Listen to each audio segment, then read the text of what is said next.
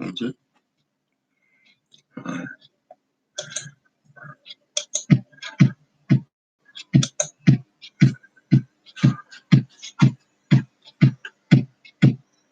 Oh, pirates, yes, they robbed by, sold to the merchant ship. Sounds Carol After they took Lady us Peony. from the bottomless pit, but my hand remains strong By the hand of the Almighty, forward in this generation. Triumphantly, won't you help to sing these songs of freedom? 'Cause all I ever have, these songs of freedom, 'cause all I am songs. Emancipate yourself from mental slavery, number ourselves to free our minds. Have no fear for atomic energy, 'cause none of them can stop the time. How long shall they kill our prophets while we stand aside and look? Oh, some Say it's just a part of it. You got to fulfill the books. Won't you help to sing these songs of freedom? 'Cause all I ever had, redemption songs. 'Cause all we've ever had, redemption songs. Redemption songs.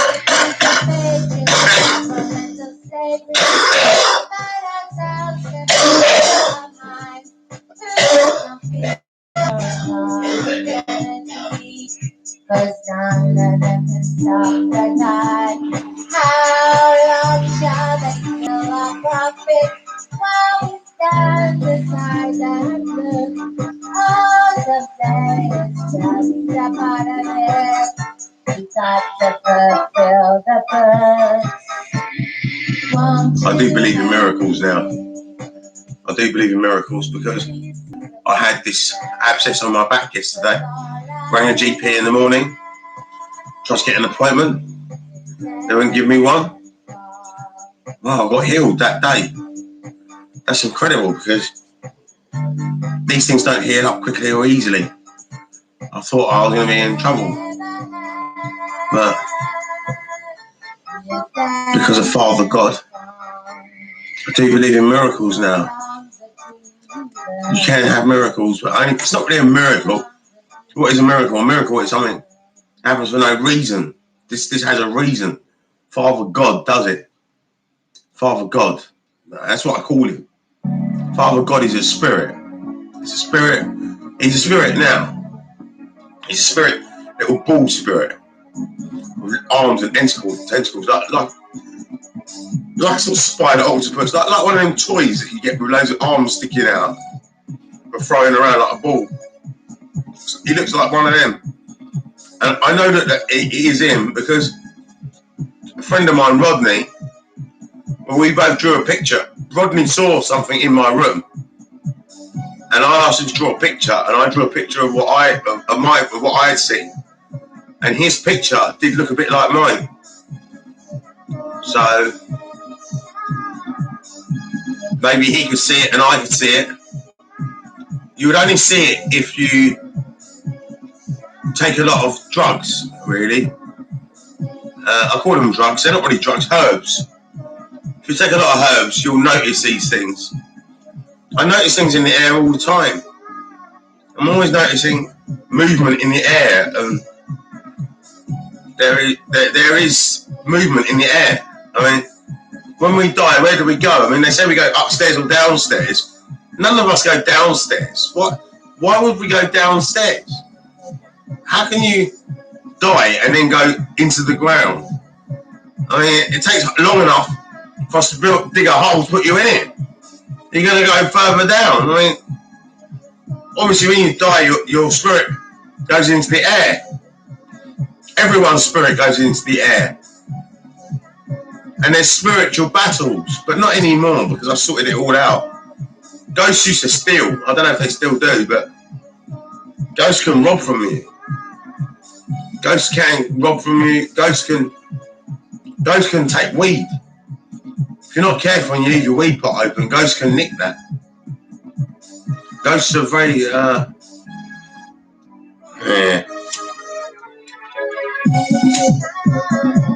Not everything that is in the air is positive. Not all spirits are positive. Some are negative. Some will steal and rob. And all these spirits will try and kill you. They're not allowed to kill you. The non-living is not allowed to kill the living. The living is protected by the non-living. But for some reason, I had to go. This was in about 2009 or 2008. That's when I got killed the first time. I might have been killed before anyway. I don't know. But I am aging. I've had white hair since then. So I am aging. But I might age like a vulture. I might just get an older and older face and stay alive. Meditation, you can rejuvenate. You can rejuvenate.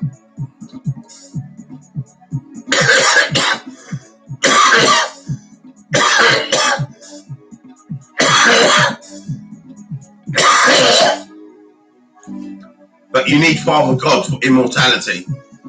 Now, Father God can get round to each and every single person in the whole planet. But is he going to make them all immortal? No, he's not. Because they're not righteous people. I'm righteous.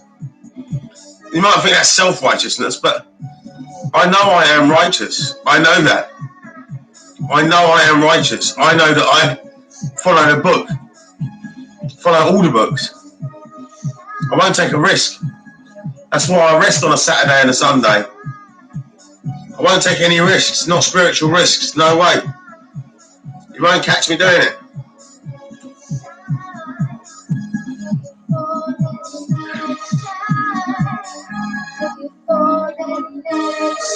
Father God knows that the planet needs me. If I die off, you will all be lost forever and you'll all kill yourselves off. But if I stay alive, I can save you. That's the only reason why I'm kept alive. And Father God always wanted an immortal God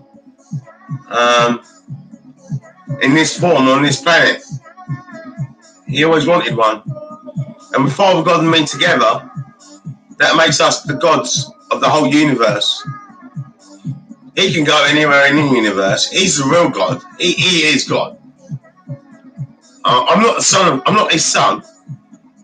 I'm not his son. I'm merely a man that he picked on this planet to be. Well, we'll have to wait and see. We don't know yet. But if I watch all my friends die and I stay young, then I'll know. That's the test, isn't it? Really. I wonder if there are any immortal people in Africa. I think there are. There's stories of old men that have been alive for years, feeding hyenas and stuff like that. Stories of old men. They don't know how old they are, and they probably don't even know how old they are either.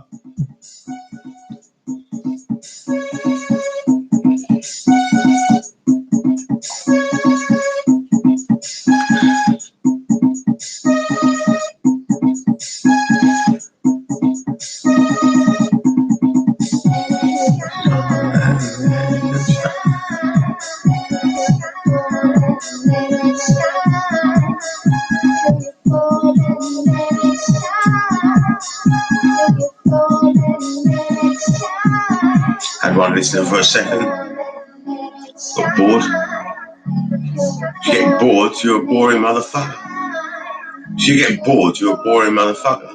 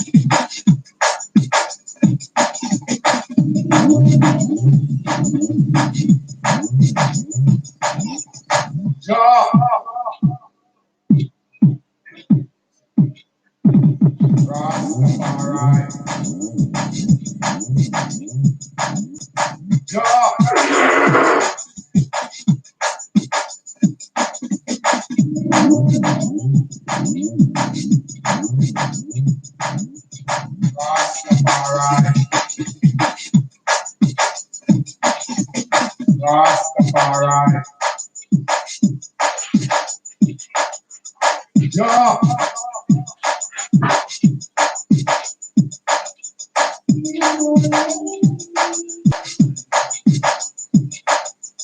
Rastafari.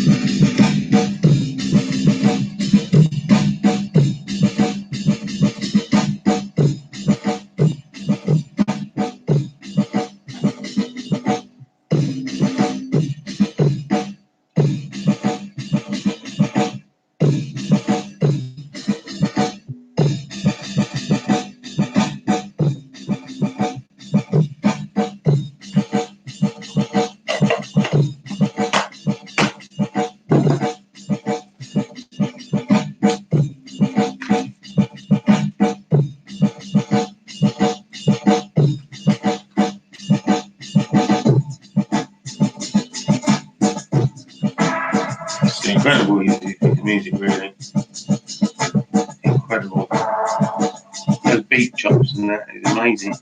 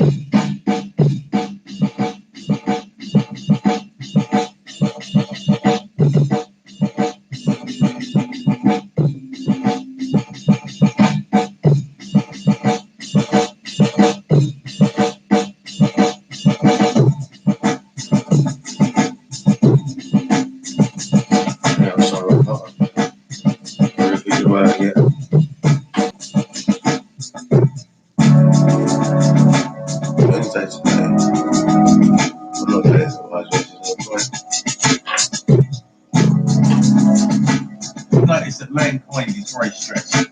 There's a lot of very stressed people out there. I didn't realise how stressed I was until the animals taught me to relax.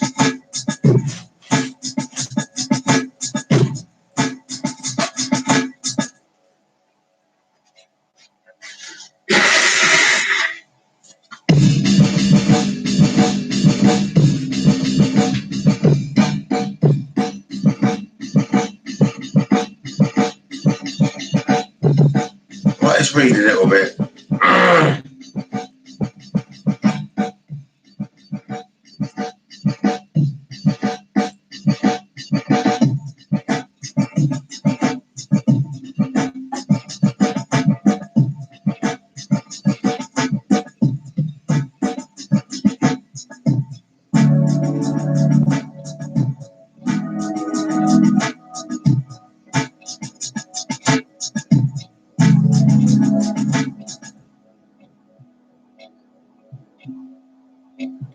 Right, let's try it, starting from here. Identification of the obstacle. What is the greatest obstacle to experiencing this reality? Identification with your mind, which causes thought to become compulsive. Not to be able to stop thinking is a dreadful affliction, but we don't realise this because almost everybody is suffering from it. So it's considered normal. The incessant mental noise that prevents you from finding that realm of inner stillness that is inseparable from being. It also creates a false mind-made self that casts a shadow of fear and suffering. We will look at all this in more detail later. The philosopher Descartes believed that he had found the most fundamental truth when he made his famous statement, "I think, therefore I am." He had in fact given expression to the most basic error, to equate thinking with being and identity and thinking. The compulsive thinker, which means almost everyone, lives in a state of apparent separateness in an insanely complex world, continuous problems and conflict, a world that reflects the ever-increasing fragmentation of the mind. Enlightenment is a state of wholeness, of being, at one and therefore at peace, at one with the life in its manifested aspect of the world, as well as with your deepest self and life unmanifested. At one with being, enlightenment is the end of suffering and of continuous conflict within and without, but also the end of the dreadful enslavement to incessant thinking. What an incredible liberation this is. The identification with your mind creates an opaque screen of concepts, images, words, judgments, and definitions that block all true relationship. It comes between you and yourself, between you and your fellow man and woman, between you and nature.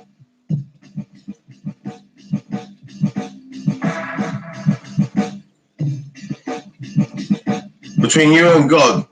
It is this screen of thought that creates the illusion of separateness, the illusion that there is you and a totally separate other. You then forget the essential fact that underneath the level of physical appearances and separate forms, you are one with all that is of I forget. I mean that you can no longer feel this oneness as self-evident reality. You may believe it to be true, but you no longer know it to be true. Belief may be comforting only through your own experience, however does it become liberating. Thinking has become a disease. Disease happens when things get out of balance. For example, there is nothing wrong with cells dividing and multiplying in the body. But when this process continues in disregard of the total organism, cells proliferate and we have disease. The mind is a superb instrument if used rightly. Used wrongly, however, it becomes very destructive. To put it more accurately, it is not so much that you use your mind wrongly. You usually don't use it at all. It uses you. This is the disease. You believe that you are your mind. This is the delusion. The instrument has taken you over.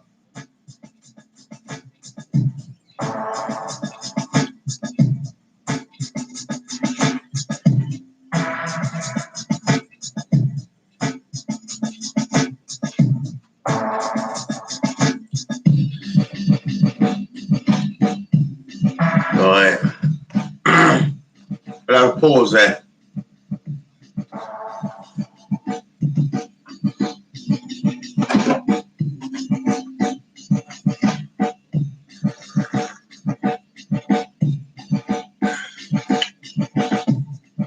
I don't even know if anyone's watching anyway. Doesn't seem that way. I had one person who used to tune in 24 hours a day and now I've got no one. I don't know why that is, but how would I know? I don't even know who it was. I mean, really, if you come on in, you should log on and say hello. And then if you say hello, then I know you're there and I know who it is and stuff. It's not really right what you're doing. But who's obedient to me? No one. No one will obey a word I say. While you don't obey a word I say, you're never going to get the service that you want. It is about obeying. I will obey people in my company. If someone says come downstairs, when someone rings me up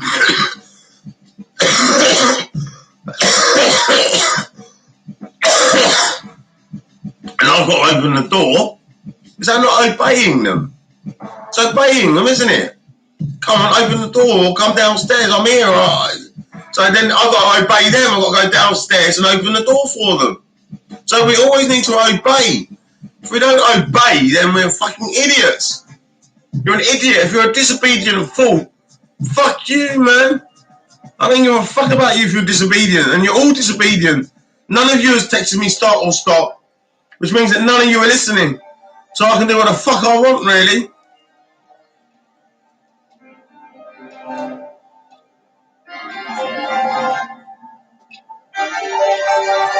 None of you are texting me start or stop.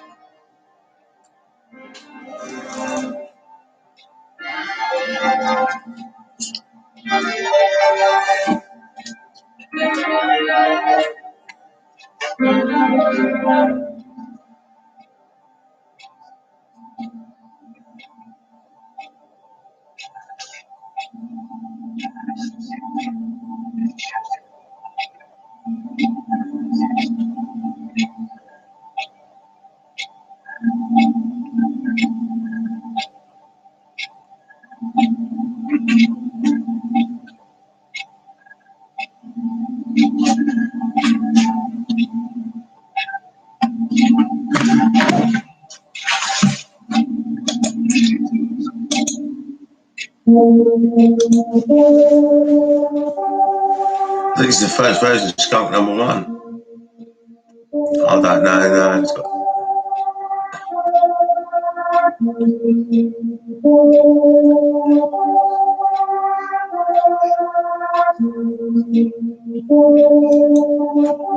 don't know what it is. Tell me. B, I just got B. We're going to have to label up all our songs at some point. We've got a bit out of order on the songs. I don't know how to do it. I lost track of the numbers that they were. I'm doing what Batable Minds now anyway. I get your Batable Minds is better.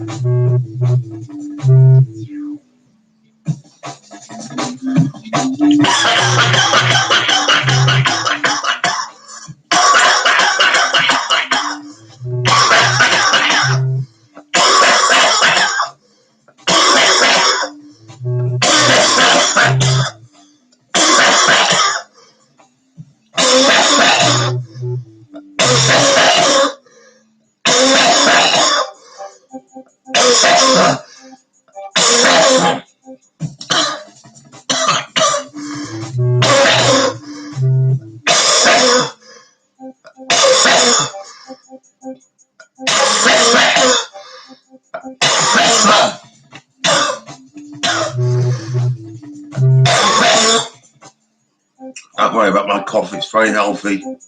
It's a very healthy cough. It coughs up all the stuff. My lungs are getting clearer and clearer all the time. Father God is clearing my lungs up. And there's nothing wrong with smoking. I mean, my lungs might seem bad, but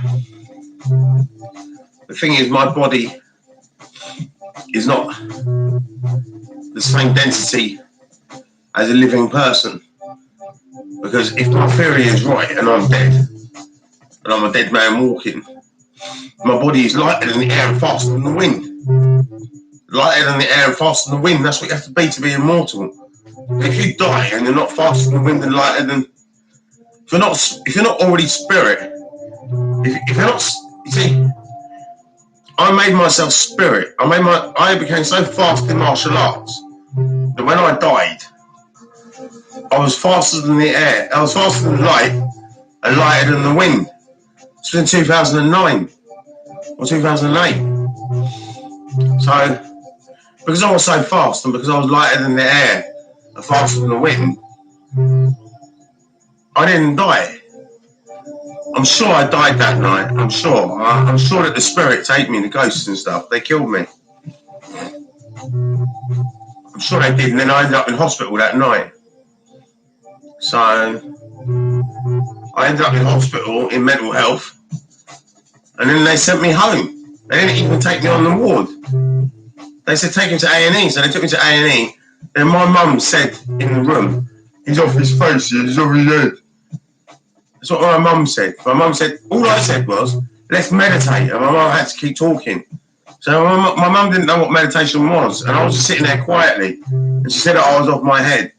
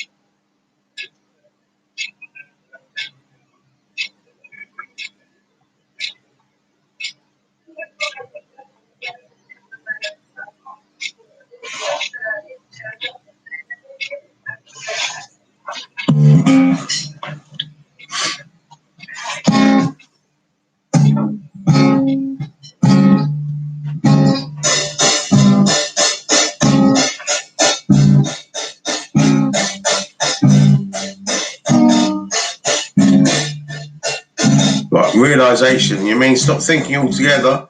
No, I can't, except maybe for a moment or two. And the mind is using you. You're unconsciously identified with it, so you don't even know that you're its slave. It's almost as if you were possessed without knowing it, until you take the possessing entity to be yourself. The beginning of freedom is a realization that you are not the possessing entity, the thinker.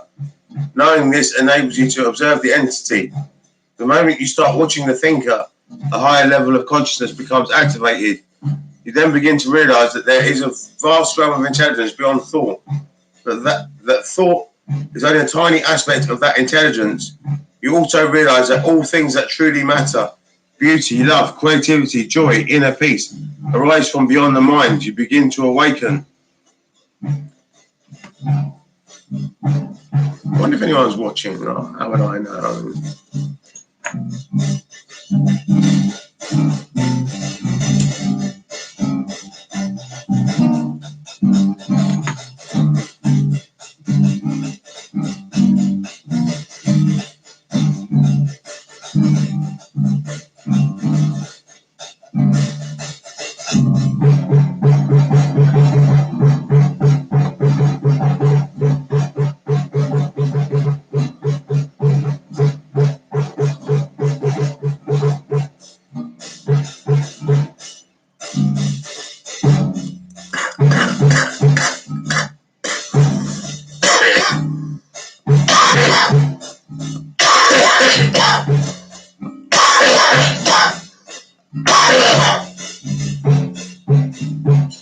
think I'm going to record some guitar solos today. I think I might do it this morning. I think I might do it all day and just record the guitar and get some guitar solos.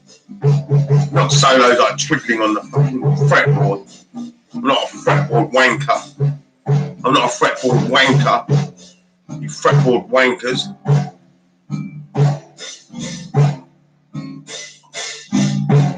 Jimi Hendrix wasn't a fretboard wanker. Jimi Hendrix played the guitar. I play the guitar the same way Jimi Hendrix does. I'm not as good as Jimi Hendrix, but we play the guitar, we play music the same way. I'm not as good as Jimi Hendrix. He can fiddle much more, but it won't be long before I catch up with him. But it will be long, I suppose, because I don't practice guitar as much as he does. I mean, in them days, you had one instrument and you practice it every day. Now I've got drums, guitar, bass. Yeah, I'm a jack of all trades, and because I'm a jack of all trades, I basically never. Well, mastering takes years. I've been playing guitar for years. I've been playing guitar since I was a kid, but I'm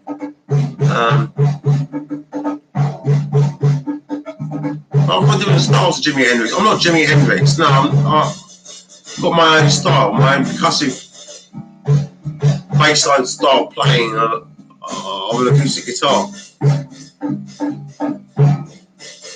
I play the acoustic guitar like a bass guitar. I just play it. It's very similar.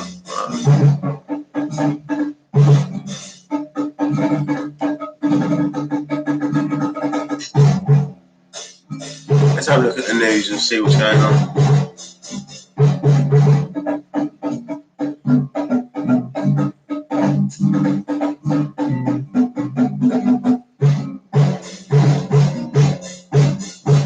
Trump speech. For the moment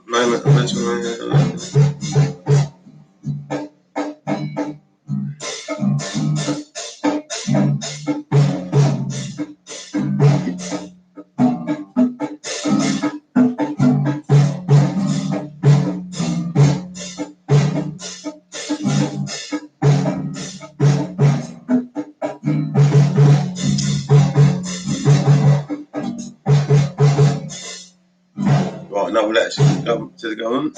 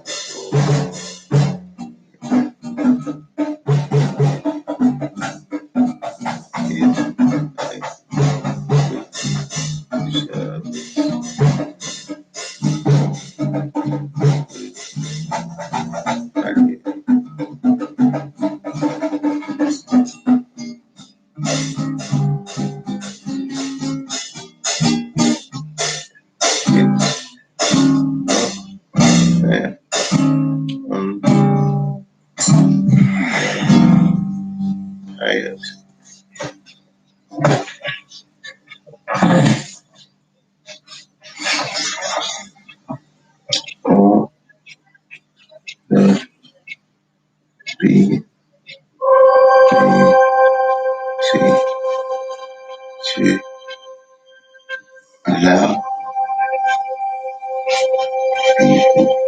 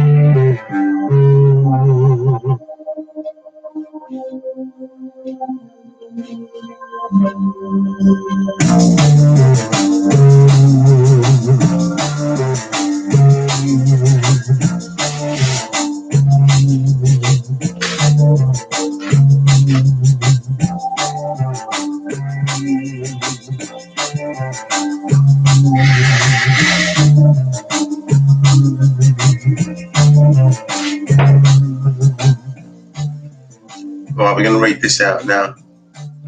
Free thinking. What exactly do you mean by watching the thinker?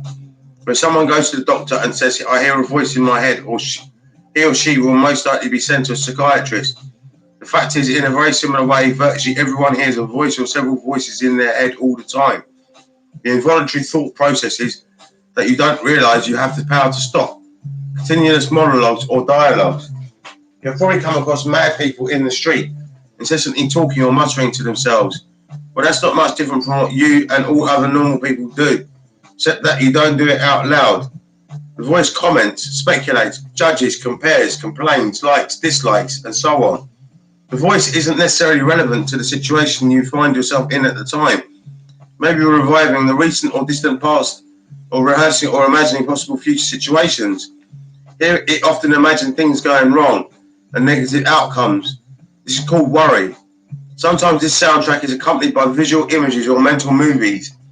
Even if the voice is relevant to the situation at hand, it will interpret it in terms of the past. This is because the voice belongs to your conditioned mind. It's a result of all your past history, as well as the collective cultural mindset you inherited. So you see and judge the present through the eyes of the past and get a totally distorted view of it. It is not uncommon for the voice to be a person's own worst enemy. Many people live with a tormentor in their head. Their continuously attacks and punishes them and drains them of vital energy. It's the cause of untold misery and unhappiness as well as disease. The good news is that you can free yourself from your mind. It's the only true liberation. You can take the first step right now. Start listening to the voice in your head as often as you can. Pay particular attention to any repetitive thought patterns. Those old gramophone records that have been playing in your head perhaps for many years. This is what I mean by watching the thinker, which is another way of saying listen to the voice in your head. Be there as the witnessing presence. When you listen to that voice, listen to it impartially. That's to say, do not judge or condemn what you hear. For doing so would mean the same voice is coming again through the back door. You'll soon realise there is the voice and here I am listening to it, watching it.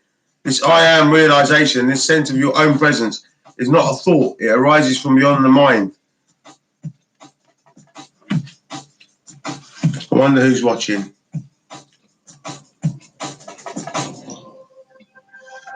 I think I'm going to get in the studio today. I think I'll have a day on the guitar and maybe the drums, and I might do drums and guitar. I might do one track drums, one track guitar. I don't know. To wait and see.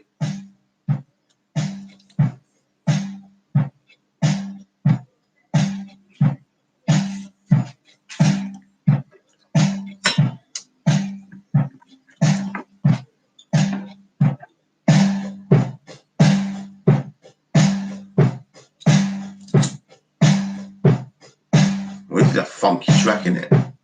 Making me bop to it.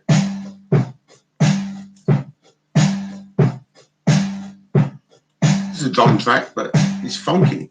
Funky as fuck. Funky. I think it's processed, but no way I could drum that like that tight. Processed drum track. It's fucking funky though. Should we skip it on?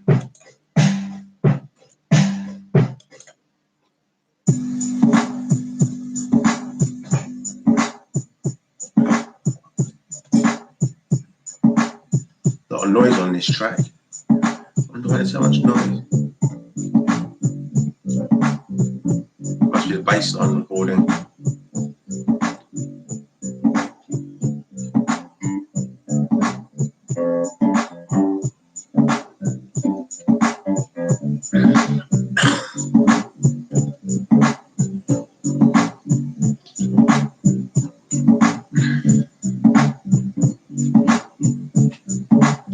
Well, I'm feeling lively today. Got a lot of sleep yesterday afternoon and I slept all night. Maybe I need to sleep a lot, I don't know.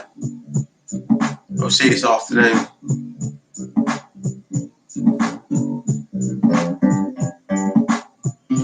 A bit cold to go out there today, I think.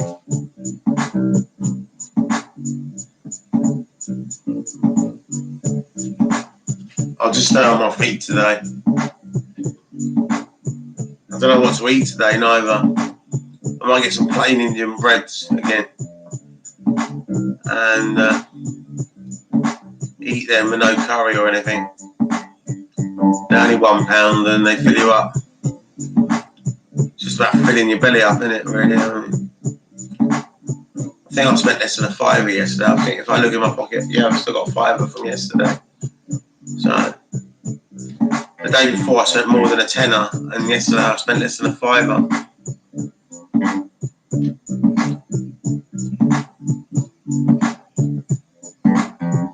Got to get milk again soon. Let's get milk.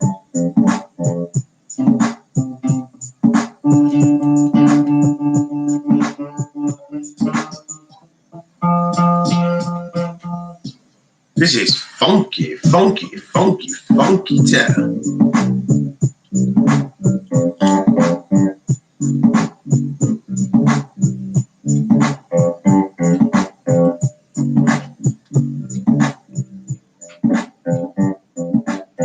Listening to your thoughts. So when you listen to a thought, you're aware not only of the thought, but also of yourself as the witness of the thought. This is very important because you need to be the witness of the thought, which means that you're not actually the thought itself. You're not actually the thought. If you're unconscious, you identify yourself with the thought, and the thought takes primary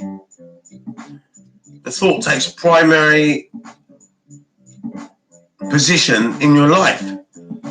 You base your whole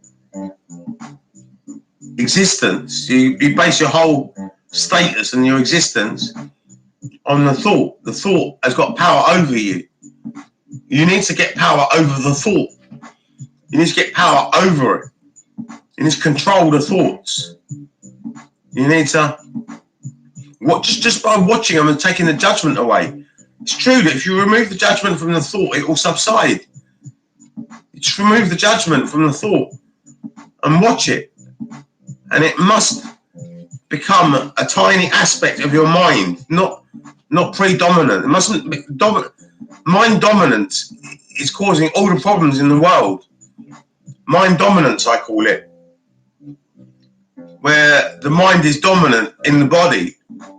What about your heart? Are you aware of your heart? Well, your heart actually is the thing that makes the decisions.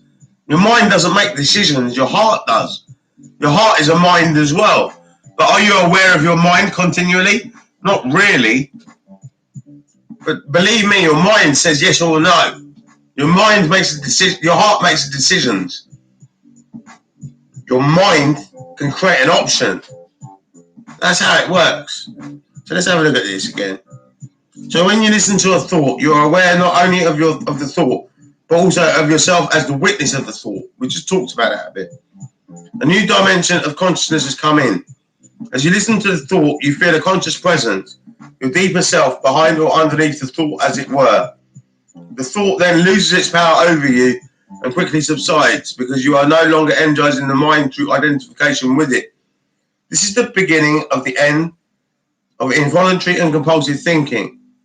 When a thought subsides, you can experience discontinuity in the mental stream, a gap of no mind. At first, the gaps will be short, a few seconds perhaps, but gradually they will become longer. When these gaps occur, you feel a certain stillness and peace inside you. This is the beginning of your natural state of felt oneness with being, which is usually obscured by the mind. With practice, the sense of stillness and peace will deepen. In fact, there is no end to its depth. You will also feel a subtle emanation of joy arising from deep within, the joy of being.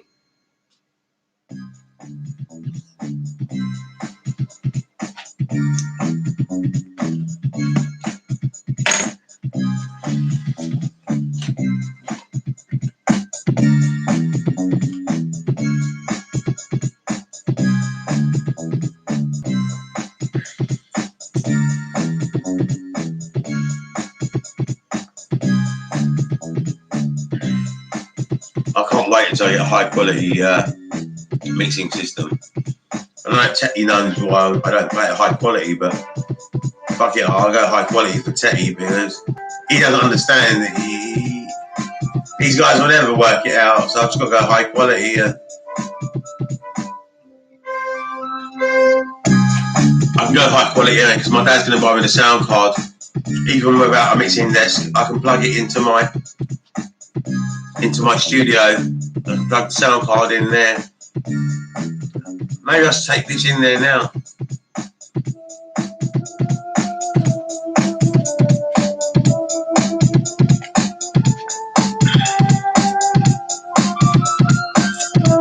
I could play high quality off the PA.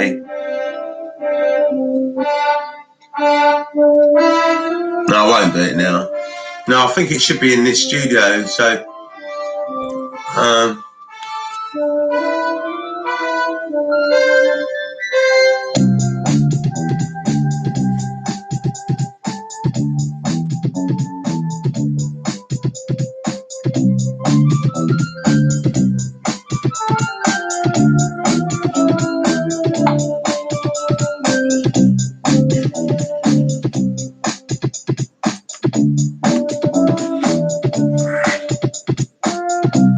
right, let's read this. Instead of watching the thinker, you can also create a gap in the mind stream simply by directing the focus of your attention into the now. Just become intensely conscious of the present moment. This is a deeply satisfying thing to do. In this way, you draw consciousness away from the mind activity and create a gap of no mind, in which you are highly alert and aware, but not thinking. This is the essence of meditation. Meditation basically is getting mind presence. Now, mind presence, when you find mind presence, believe me, the ego is still there. It will come back. It's a battle. It takes years to conquer the ego. It takes years. Absolute years and years and years. You have to sit there and practice and practice and practice and practice. The more days that you can do it. When should you be conscious? There's no one to answer, so I'm going to have to answer myself. But when should you be conscious? I'll tell you. You should be conscious all the time. All the time. Not just during practice session. So that means that you need to meditate all day, at least once a week. And that will bring you into consciousness all the time. I used to do it every day. I had every day to do it. I did it every day for 12 years and I conquered the ego in 12 years. But I still didn't perfect myself. I'm only perfecting myself now, 15 years later. I started in 2005 It's now 2020, and I've started to perfect myself. I perfected myself in that amount of time, 15 years. So, and that was doing it every day. If you've only got 1 day a week, it depends who you are, how, in your mind state, depends how your thoughts are. You might advance quicker than me. My mind was very bad anyway. My mind used to be dreadful. I had dread, depression, bipolar disorder, schizophrenia. I used to have all these things. I had them all. And now I'm a changed man 15 years later. I don't have any of those problems anymore. All right, I'm still on government medication. Did I take it this morning? Let's have a look. No, Wednesday I didn't take it.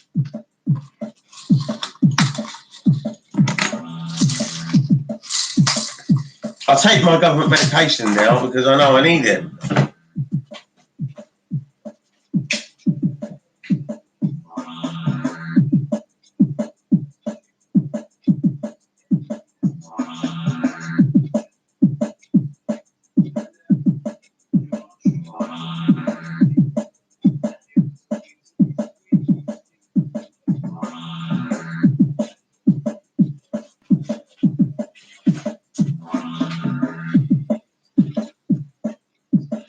Well, I'm active today. At least I'm on my feet.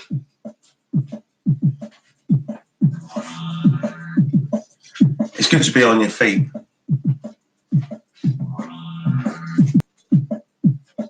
I'm glad I got this mat in the kitchen so that I can stand barefoot.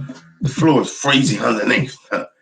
I have to wear my sandals, but it's cold out there. Look at the fucking frost and that. Fucking hell.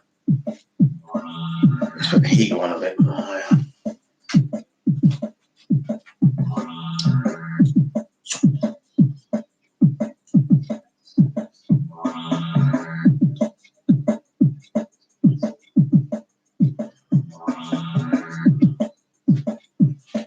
We don't actually have a heater in the kitchen. I only have my plug-in heater. There is one on the wall, but it hardly works. It's rubbish. And there's things then up against it, so I can't put it on. It's rubbish anyway. No point. It's just a waste of energy. It doesn't do nothing. It doesn't do fuck all.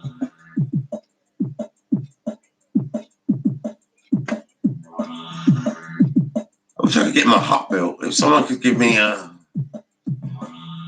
well, it's 200 quid for the materials, and I've got to pay Junior £150 a day. I would not let Junior do it for less than £150 a day. I don't know if Junior will do it and let me pay him back in the future, but how am I going to get the money in the future? I mean, I bet Junior does it anyway, because I know what he's like. He does jobs for free, and he does it so that he gets a favour in the future or something. Or I mean, I did buy his car insurance. I don't know if he'll build my hut for free, but I know he loves building stuff anyway. He'll do anything to build something. He just loves it. Loves building stuff. He loves just getting stuck in. That's why me, Junior and Barry, we could run the whole of social services. We don't need anyone else. Junior could be the contractor to build the buildings. Junior can do any building at all. He'll just hire the equipment or the men or whatever he needs and get the job done. We are the most powerful force in Harrow. Me, Junior, Barry, Max. Max is the electrician. Max does other jobs as well. Max doesn't just do electrician. He does building jobs as well. I've seen him do a lot of building jobs, but he mainly sticks to electrics. He's mainly an electrician.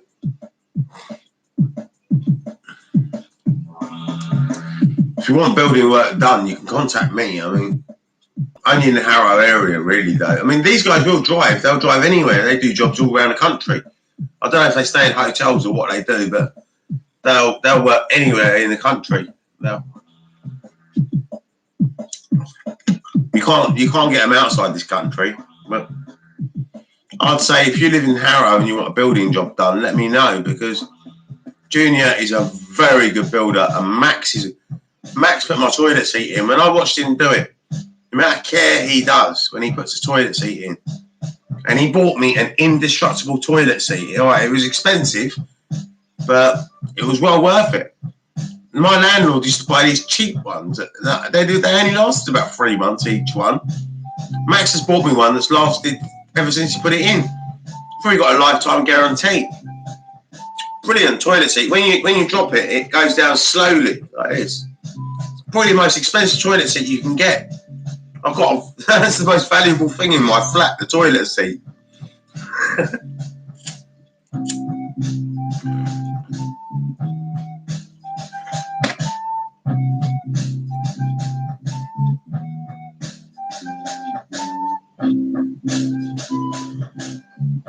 Right, today what we're going to do, we're going to go on the PA today.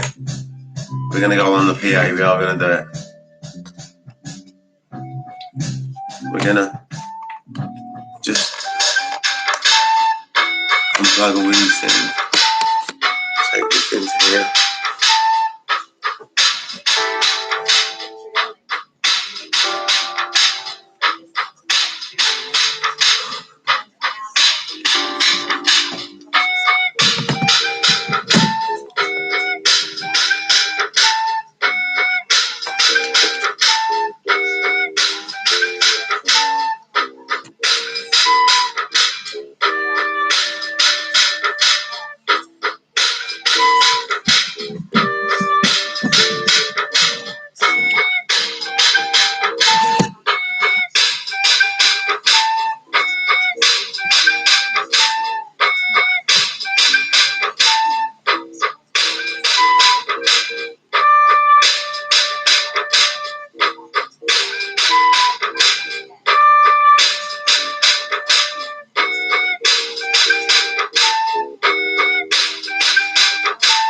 Soon we're going to be on the other computer. We're going to be on the other computer. And I should put a light in here, really. I might put a light in here. The windows are really bad, though. I don't know what to do about it. Oh, shut the curtains.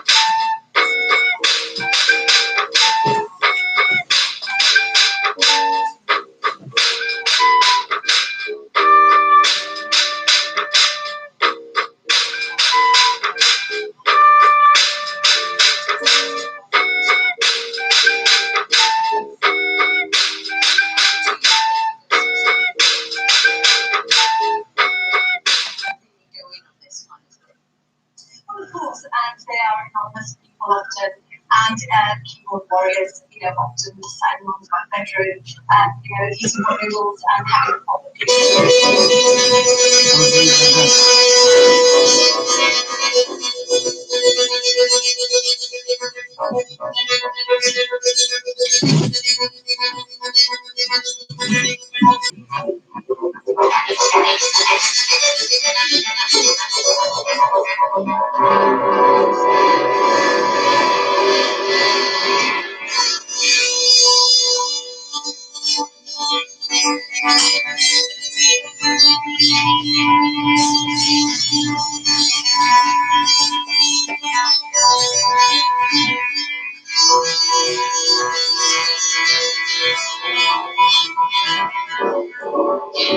I'll work out this bed soon.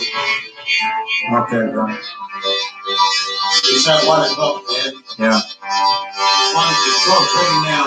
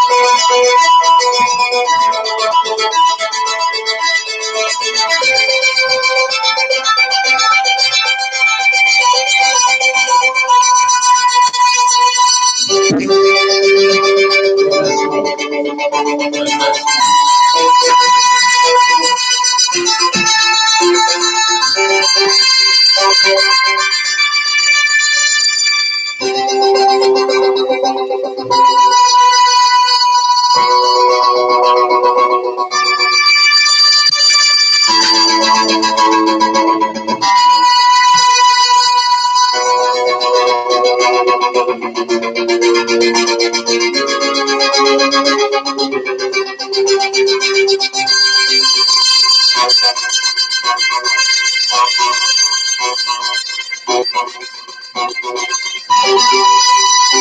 recording this here, Johnny?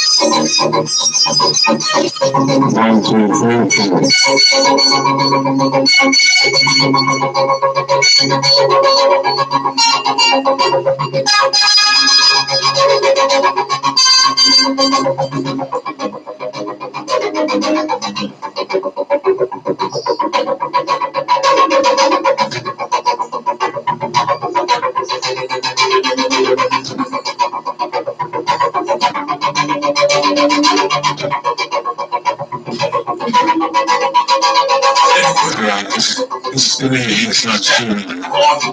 Sometimes I use it. Yeah, I can remember. That's coming up. Alright, maybe, yeah.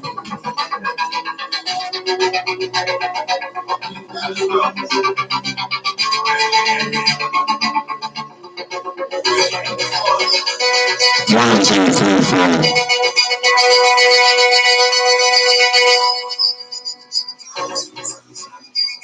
One, two, three, four.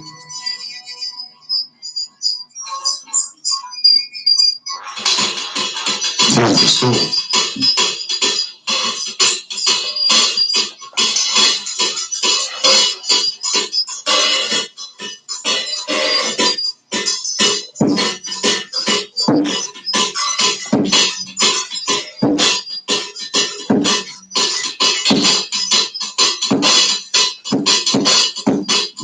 One, two, three, four. One, two, three, four.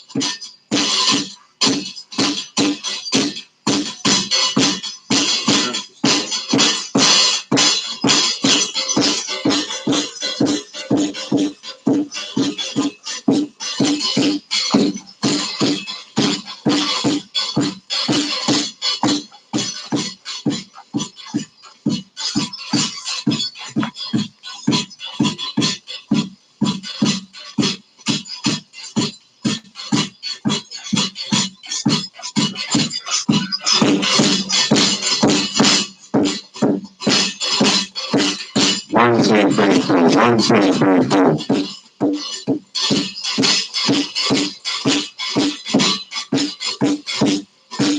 What's it sounds like a story? Why does it sound like a story? Why does it sound like a story?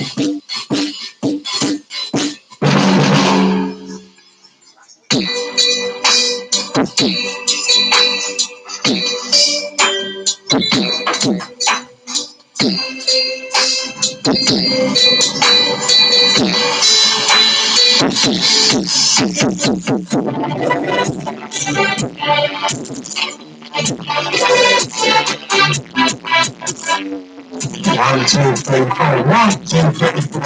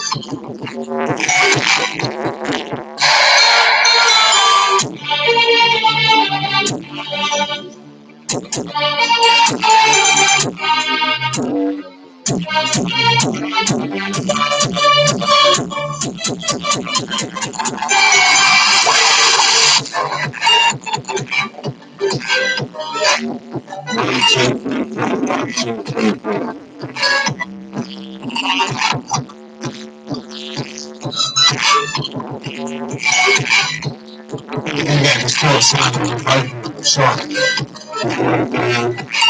before using sound quality.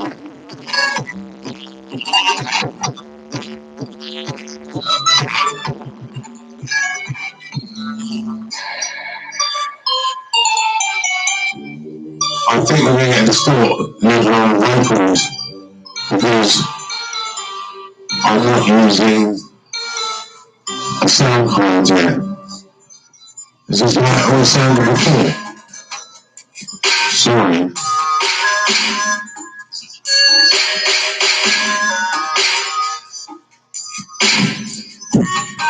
I didn't realise it sounded like this, but I don't have to improve it.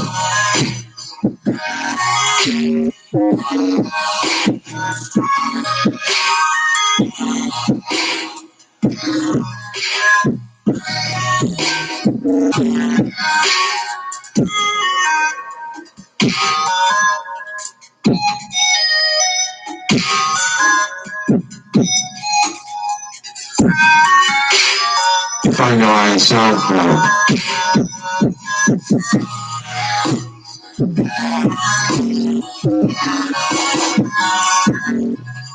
let me just check this microphone.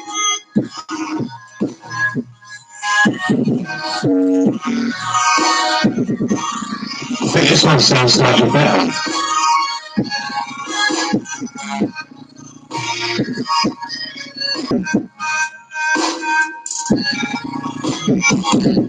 Right, we're going to have to store the vocals at the moment. What I'm really sorry. I don't know how to improve the vocals at the moment. And you were listening to it on distorted vocals before. So we're just back to distorted vocals for now until I get a sound card. When I get a sound card, I can connect it up. All I need really is the sound card, I suppose.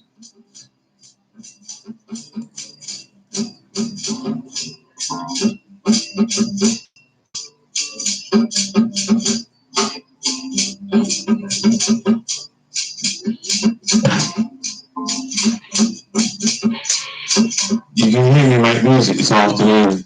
You can hear me.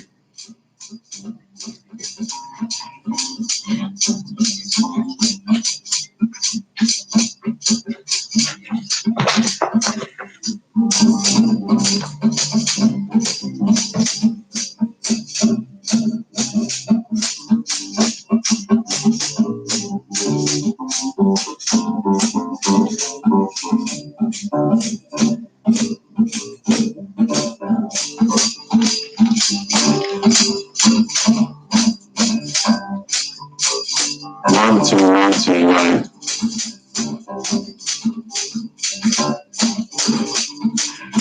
Well, it doesn't sound distorted in here. So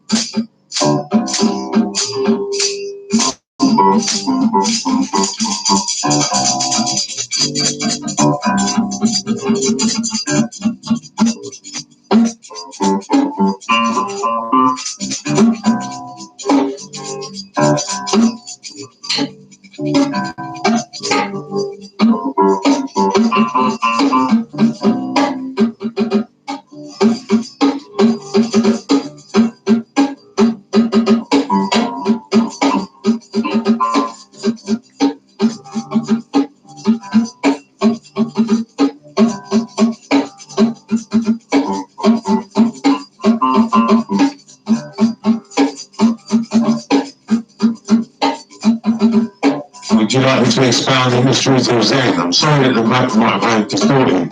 I haven't got a sound card yet. When I get a sound card, then the quality will be high quality. But at the moment, I'm waiting for a PA for the laptop microphone.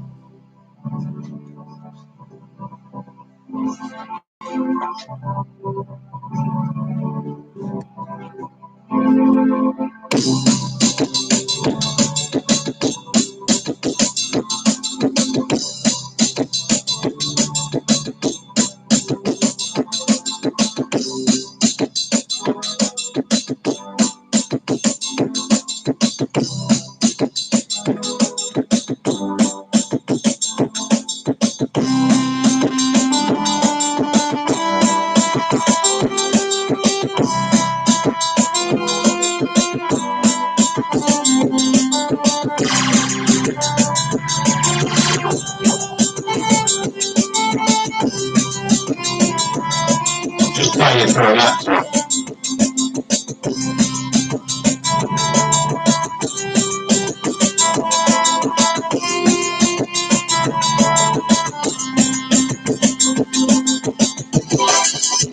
One, two, one, two, one, two.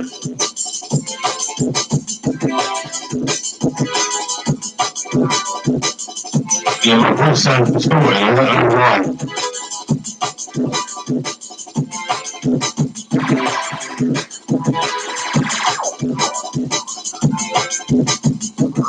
Maybe it's too high. Let's try an experiment.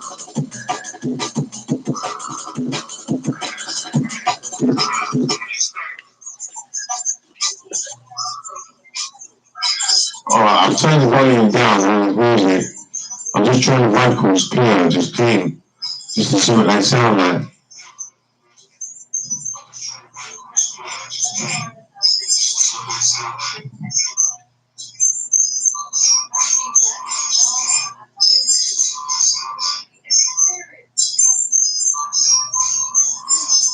One, two, one, two.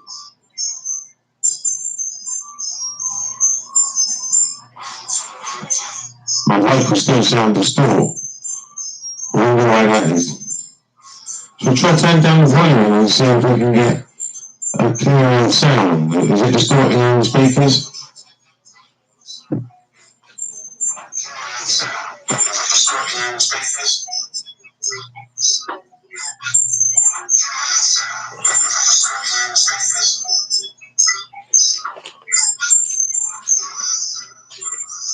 One, two, one, two, one, two, one, two.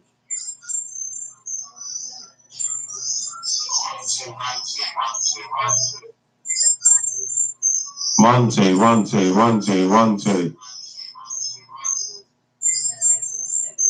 One. Oh, it comes through. One, two. Let's try to think about it. One, two.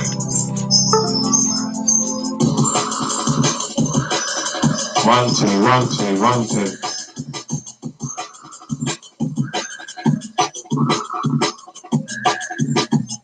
Alright, this is what we'll do. We'll play at this volume.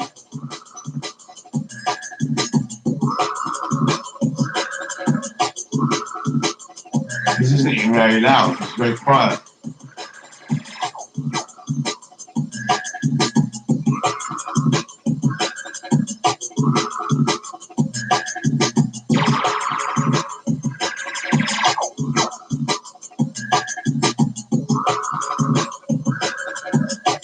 I think it's better to have microphones. When you have a microphone, it gives you a phone to talk, and it gives you an instrument to talk through.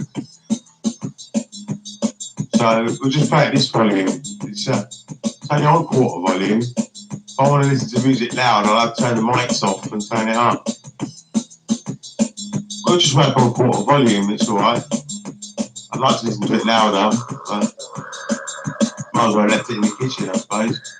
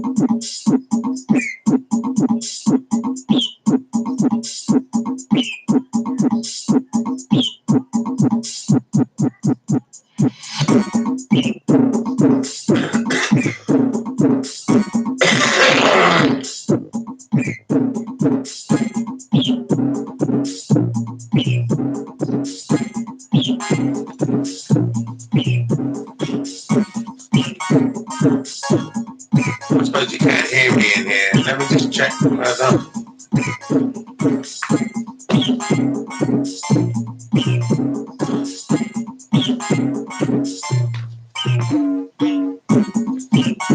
I suppose the music's quiet enough in here now.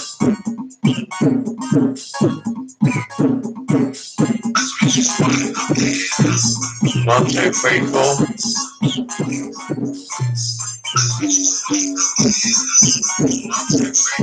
Yeah, you can hear me it's loud and clear in it, can't it?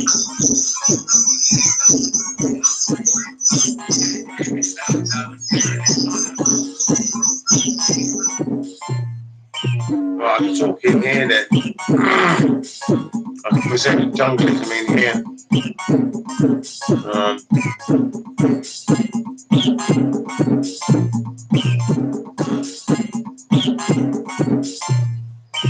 Listening to your thoughts. So when you listen to a thought, you're aware not only of the thought, but also of yourself as the witness of the thought.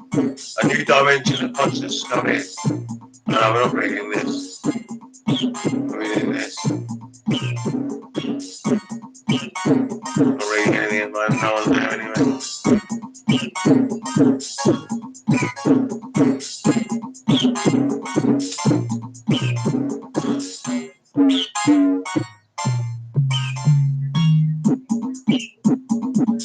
Pretty bad to be on the mics.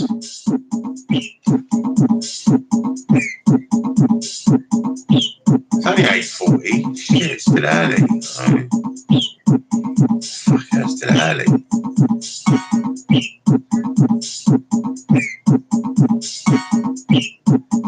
I could leave this on all night like this at this point. You know what I mean? This computer won't crash out.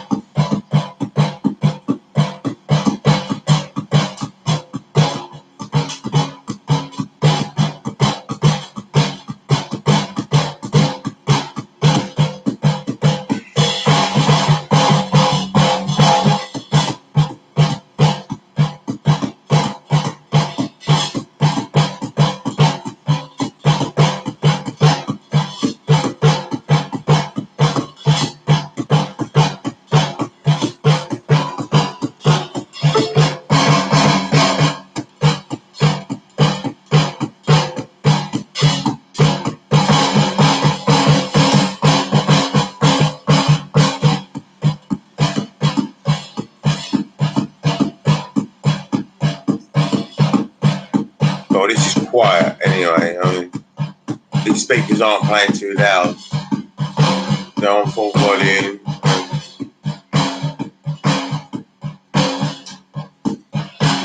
I could turn it down a bit to talk, but there's no need really. You can hear me anyway, I mean.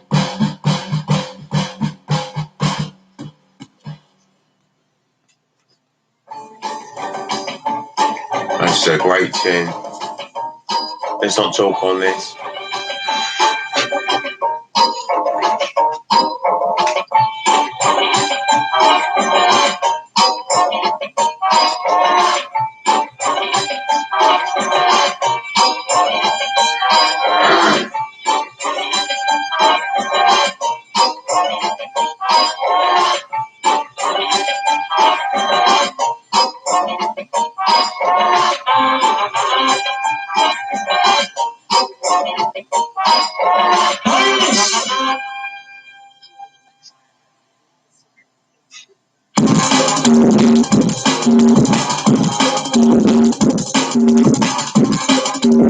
I'll stand up and make a drink.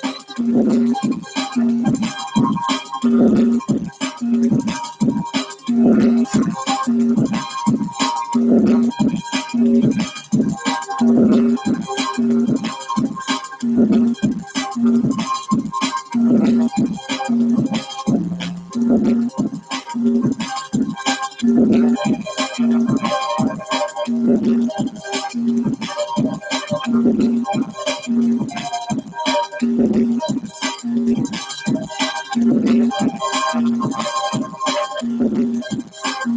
2, 3, 4. 1, 2, right.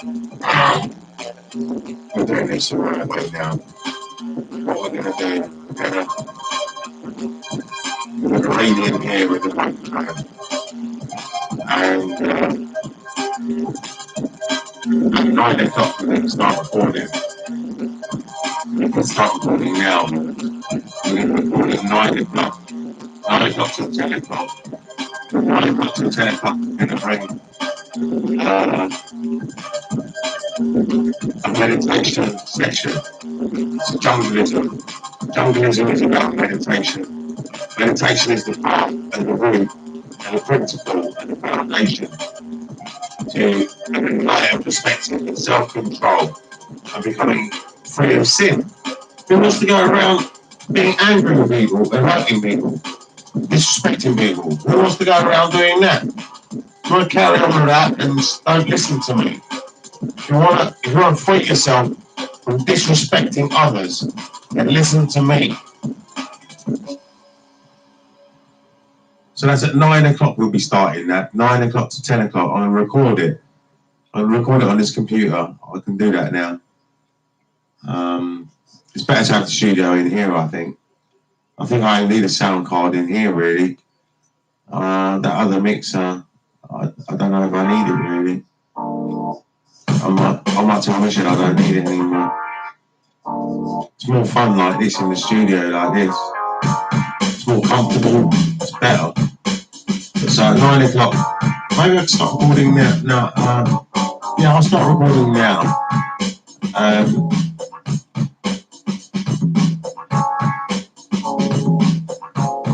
9 o'clock, I'm going to be trying to expound the mysteries of Junglism. I'm just going to roll up a spliff and get ready, alright?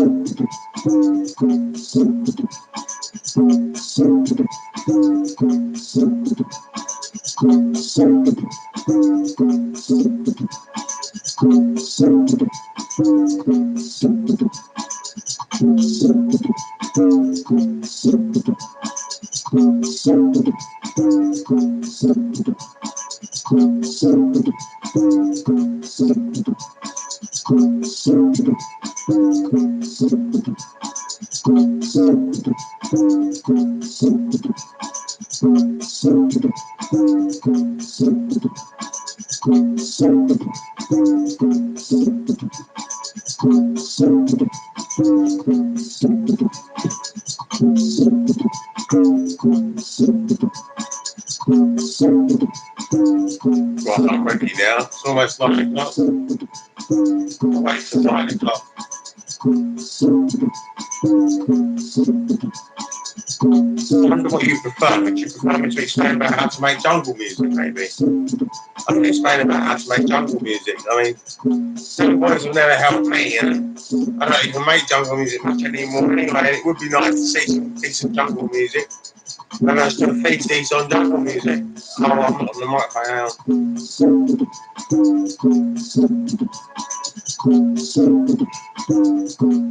Maybe I still feces on jungle music.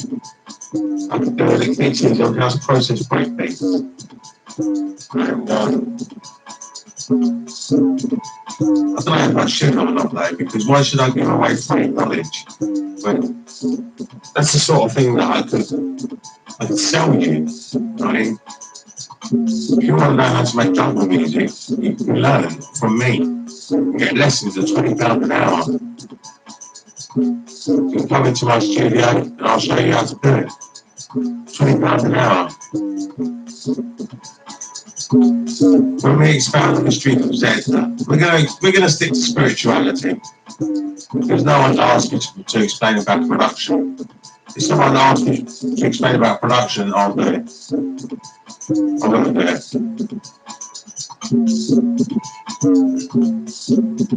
This is a nice volume actually. It's nice to listen to music like this.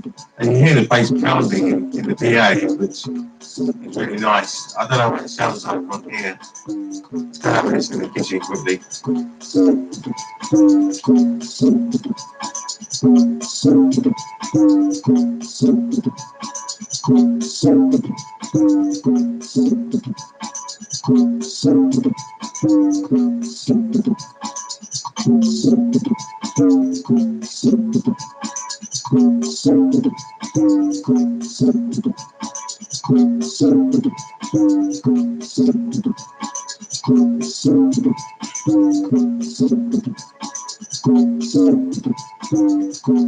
Yeah, you can hear the bass, but it's more like a sort of representation of the bass. It's not the real bass.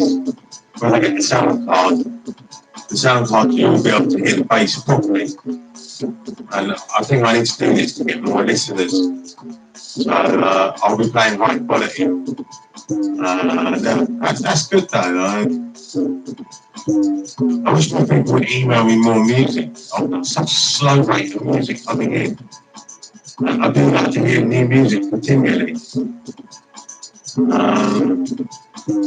gone 9 o'clock now. So we'll start to expound the mysteries of junglism. Junglism, we use Pathfinder. Pathfinder is because of junglism. Junglism Junglism is idealism philosophy. That's what I call it, idealism philosophy. And the aim of it is to alleviate suffering and stress. Now, that is caused by psychological time and a split fracture of mind. Let's turn down the music a bit.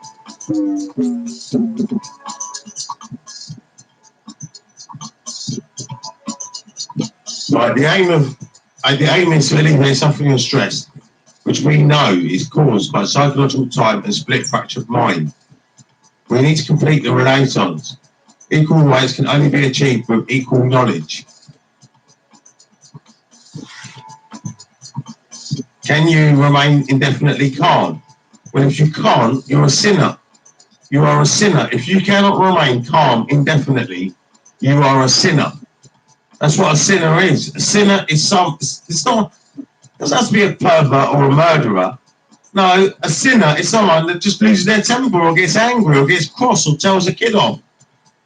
There's no need to tell children off. No need to. You lead by example. They only imitate what you're doing, and if you act like a fool, then your children will act like a fool. Don't tell them off for doing what you do. Sin.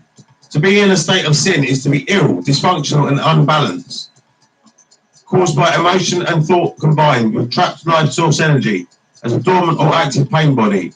This can be triggered as an attack at someone, causing drama.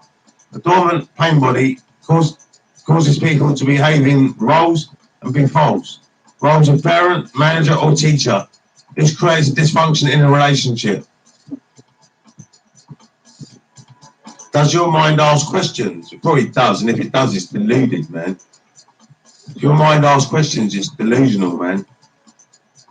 And this is a philosophy question, but philosophy, or a scientific question, or science is part of philosophy anyway.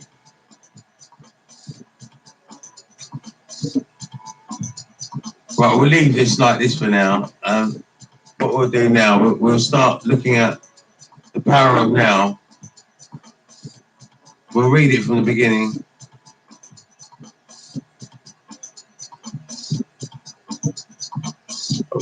Where's my drink? Oh, it's up there, right. I think I should get my drink down here. And where's my spliff on? Oh, there it is, right. It's in the wrong ashtray, it's on the wrong side.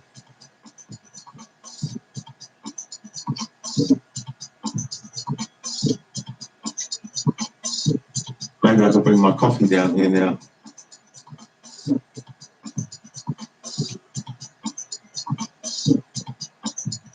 I'm going to be sitting here for a bit, so I'm not going to knock it over, I hope. It's always bad if you knock a coffee over or something. But there's nothing valuable there anyway, so we'll take a risk.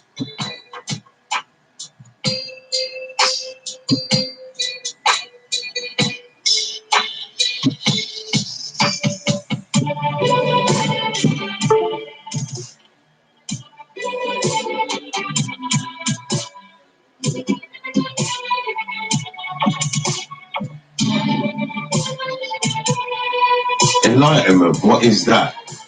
It's all about enlightenment. Enlightenment is a word which might conjure up magical or mystical things. Enlightenment, I mean, it sounds like a big word. It sounds like something unobtainable, something far away. But enlightenment, well, what is it? Let's have a look. A beggar had been sitting by the side of a road for over 30 years. One day a stranger walked by. "Spare some change," mumbled the beggar, mechanically holding out his old baseball cap. "I have nothing to give you," said the stranger. Then he asked, "What's that you are sitting on?" "Nothing," replied the beggar. "Just an old box. I have been sitting on it for as long as I can remember." "Ever looked inside?" asked the stranger.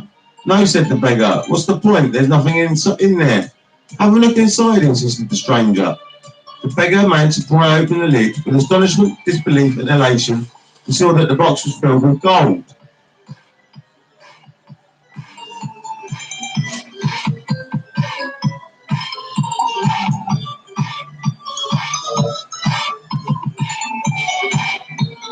"I am that stranger who has nothing to give you. and who is telling you to look inside, not inside any box as in the parable, but somewhere even closer inside yourself. But I am not a beggar, I can hear you say.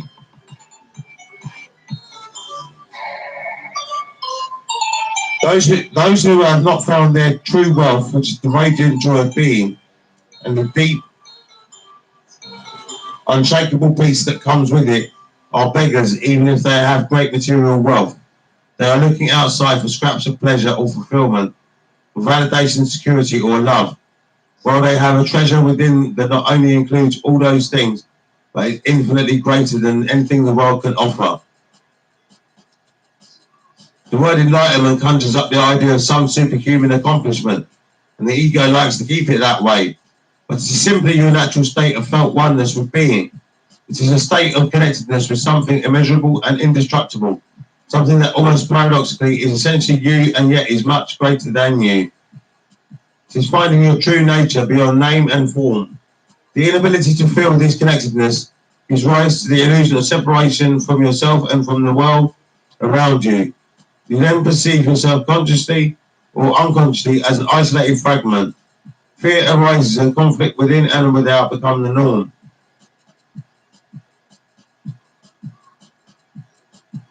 Conflict. You see what he says, conflict within and without. That means that you're going to have conflict within yourself, in your own mind, and conflict, because if you have a conflict in your own mind, you can only have conflict with others, drama. You can only have conflict with others. And you're going to blame all the others. You'll never see that it's your own fault. You'll always blame others. But what I do is, if there's people like that, I just ban them from my flat, and I have no problems. I don't have any dysfunctional people up here. I'm not having dysfunctional people up here. They are dysfunctional, but they're not as dysfunctional as the mainstream. We're not the mainstream up here. I don't have the mainstream up here. They can't get up here. I might invite one and just listen to them for a bit. Kat's an outsider. I have to listen to her bullshit for hours. She's totally wasting time. We could be in the studio doing stuff, but she has to do her talking and her talking and her talking and her talking. Talking gets you nowhere. The only reason I'm talking on here is to guide you, and also it's a radio. It's a television station. So we're bringing knowledge to the nation.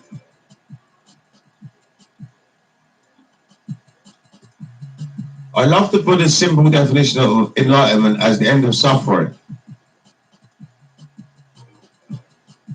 There is nothing superhuman in that, is there? Of course, as a definition, it is incomplete. Only tells you what enlightenment is not.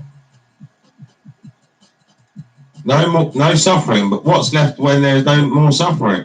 The Buddha is silent on that. And his silence implies that you'll have to find out for yourself. He uses a negative definition so that the mind cannot make it into something to believe in or into a superhuman accomplishment, a goal that is impossible for you to attain. Despite this precaution, the majority of Buddhists still believe that enlightenment. Hello, Scarface.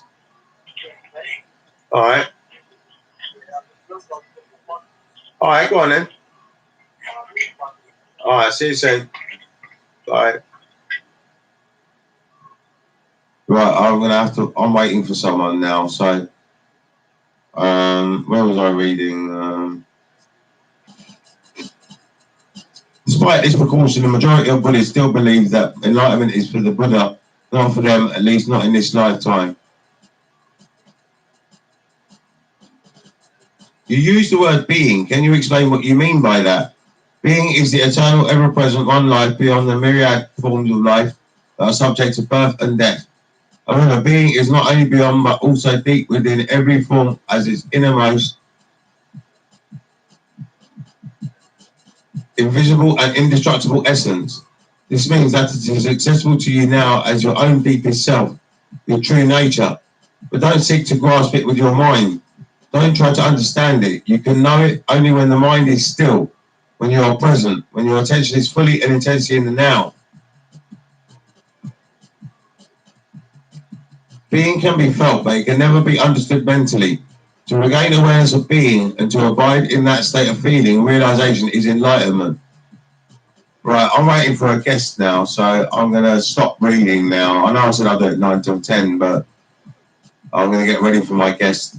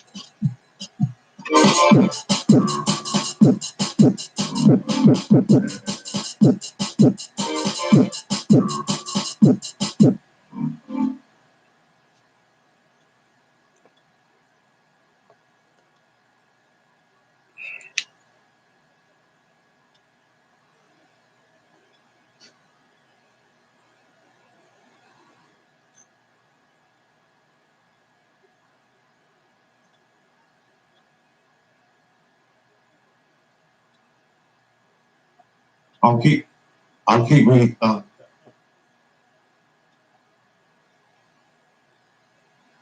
don't know if I should keep reading a little bit. I don't know if I should or not. I don't know. Oh, it's recording, isn't it? Maybe I should end the recording. Might forget otherwise.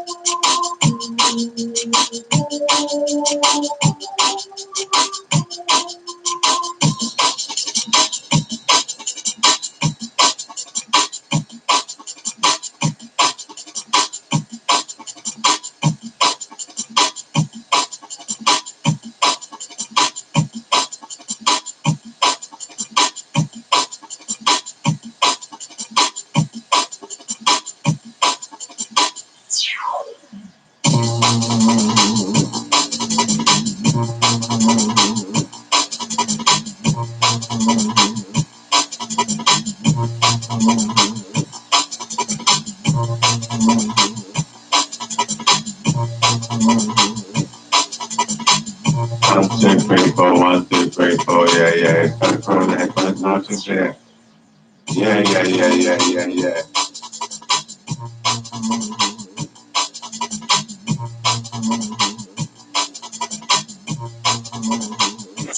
The word being. When you say being, are you talking about God? You are, then why don't you just say it? The word God has become empty of meaning through thousands of years of misuse. I use it sometimes, but I do so sparingly. By misuse, I mean that people who have never even glimpsed the realm of the sacred independent vastness behind that word use it with great conviction as if they knew what they are talking about, or they argue against it as if they knew what it is that they are denying. This misuse gives rise to absurd beliefs, assertions, and egoic delusions such as my. Hello? Hello?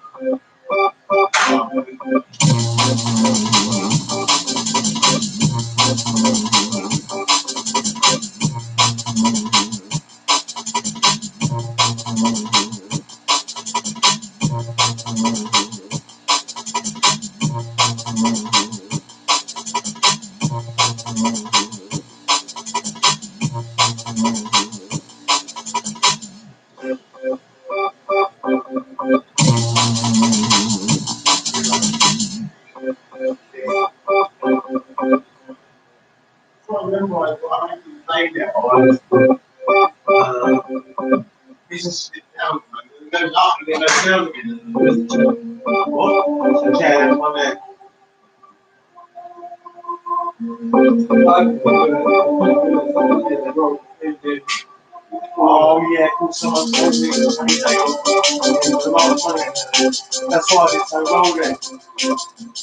Oh, right.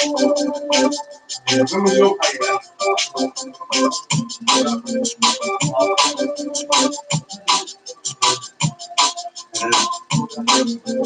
Well, when's the traditional payday, you know, for workers? For work? End of the month? What, last day or first day?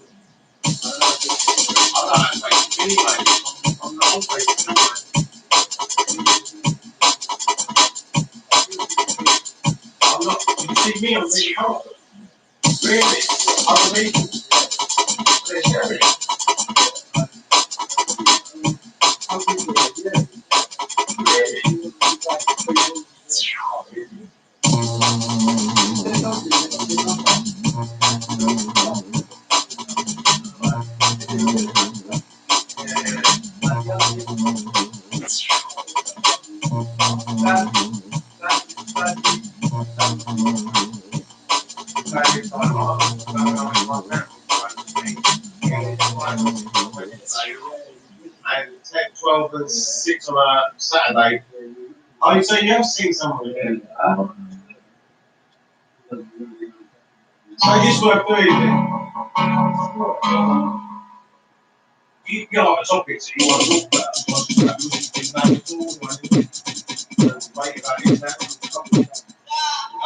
We have to get on camera and microphone because television's in there now and stop it. And we can just talk on the microphones. When I talk on the microphone, it's coming out through them speakers. You can't hear it. But if you had the headphones on, you can hear it. I just get another pair of cordless headphones. I get another pair and I have 2 mics and.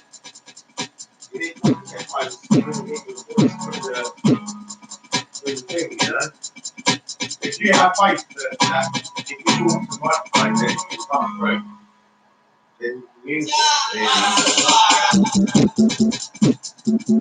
I know that if I talk to this microphone, I can even hear it coming through the speakers a little bit. Can you hear it coming through the speakers a little bit? Because it has to be quiet. So if I turn it up any louder than this, it'll distort on YouTube. It's the right volume for YouTube. I might be able to get it a little bit louder, but this is the right volume. I was presenting a show when you called me, but it's all right. I'll do it later.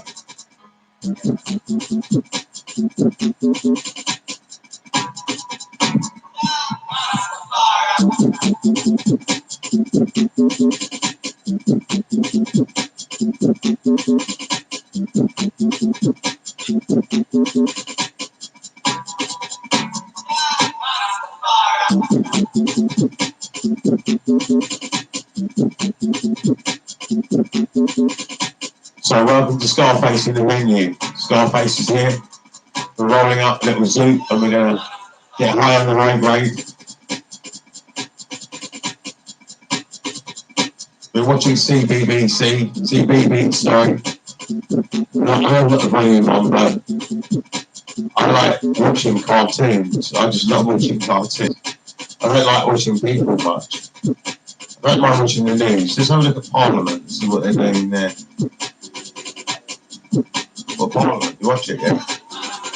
It's Parliament, slightly different. But it was on last night, I watched it, I saw a mental health thing, it didn't get through.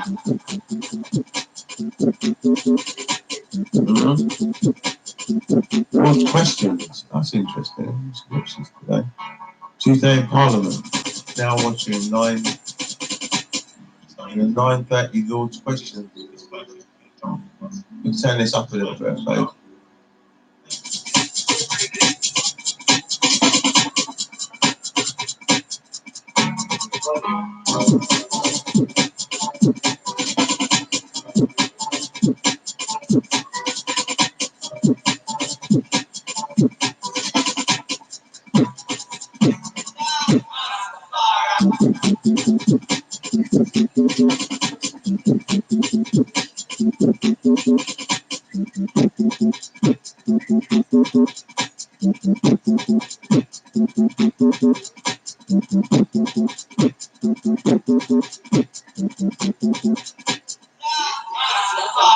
So you got anything you want to say, Scarface?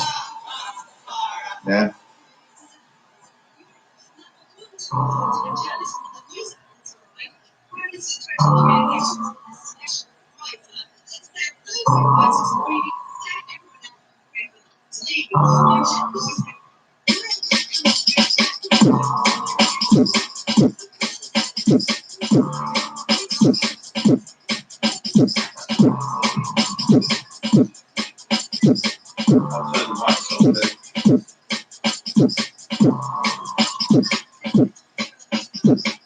Because the mics can pick up our voice in the room. The mics can sensitive in the room, they can pick it up. That's what I see some upstairs now.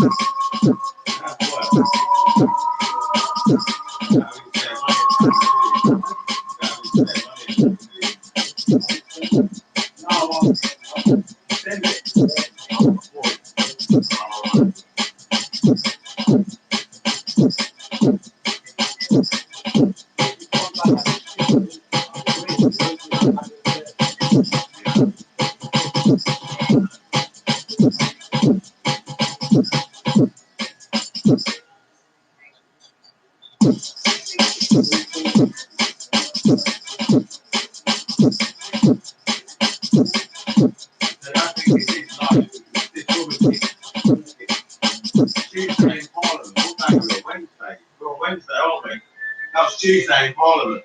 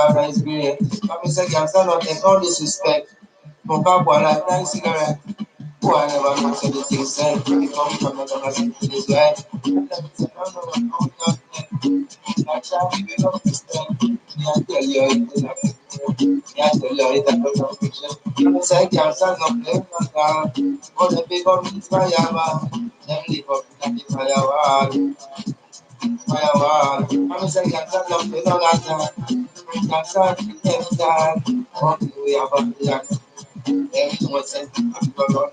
Other villages of them from Kingston. Other villages of them from country. Who make this century and then make the gas.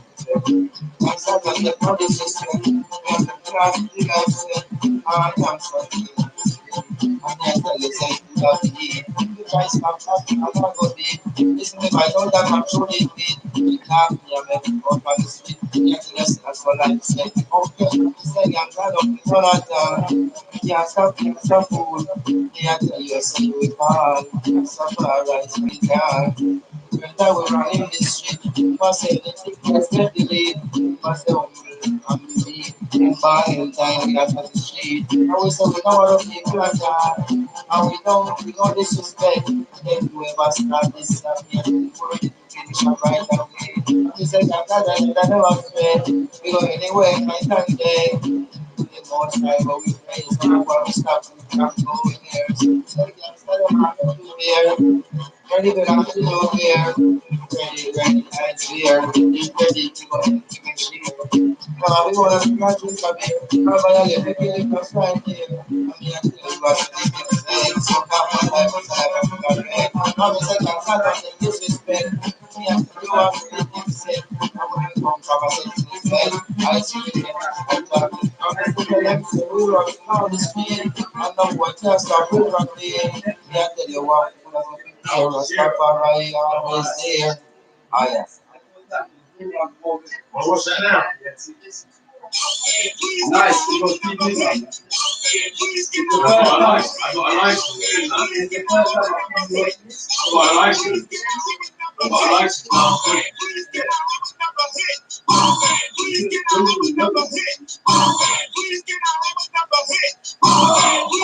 I thought I paid for it. There's a lot of people want to get there. They just never have money. I'm not one of these people that always want to free me to the money. I want a record. I pay for it. Understand? I want a reinforced record. I'm not pay money for it. I'm not going to get it for free. I think when you get a service, you should pay for it. I was just hearing that.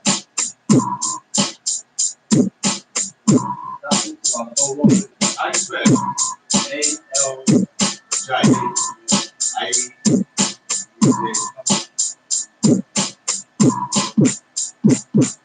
I'll just read English. I'll just type one English down. Right.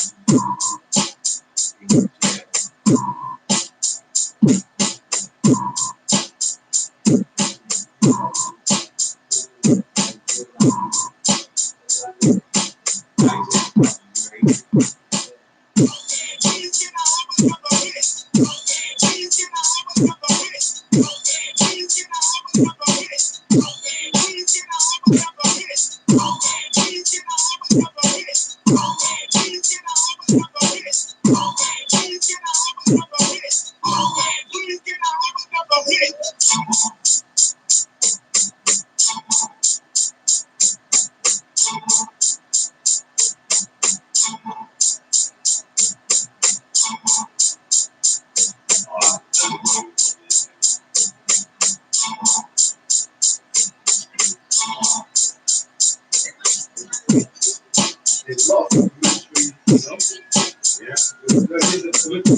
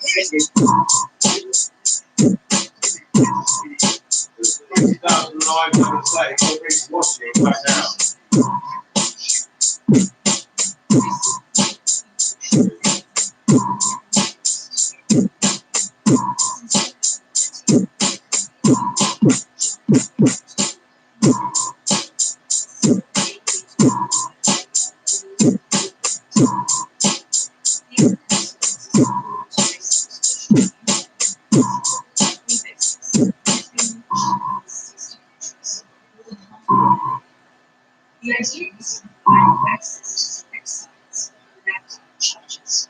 In effect, it's a strict and emotional investment that has one very important point: guaranteed connection with sex and guaranteed possibilities of destruction, which is why this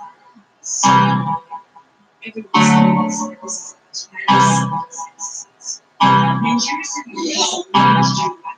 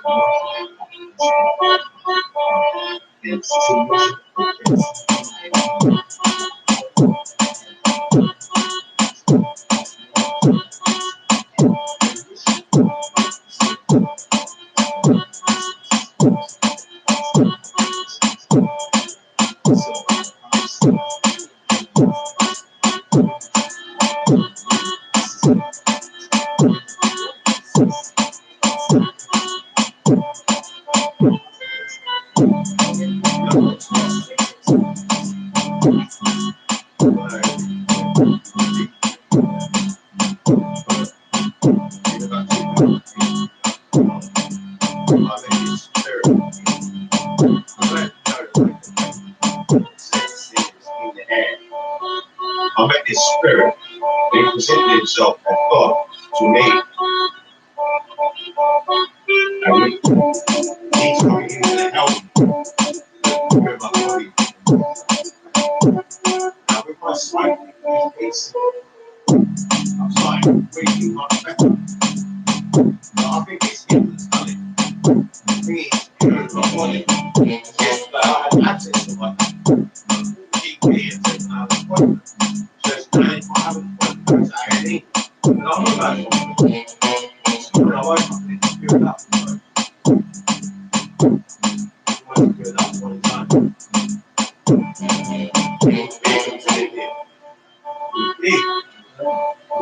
What's that? But I don't have pain, but I feel it there. You know, I feel it was there. So, what I'm saying is that I'm a believer in the real God, the real God. And he told me that he created the whole universe. And he showed me how it was done in my mind, but I can't explain it. I can tell you what it's to do with being gas. Like spirit is gas, yeah? like in the air. And there's matter as well. There's something to do with relationship, spirit and matter. In Islam, they talk about jinn. And in the Far East, they talk about cheat. Now, cheat and jinn, it's the same sort of thing. Because you have the inner manifestation, reflecting the inner manifestation of the world. Because if you've got a bad mind and a bad heart, you're going to receive bad from the outside world. But if you've got a positive inside, you only manifest positively. One day you'll reap in abundance. Yeah. But you have to have good inside. There's no point in saying, I'm going to be good, and then you've got a dirty inside. Intention to be good, but you still have clean inside to get a clean manifestation.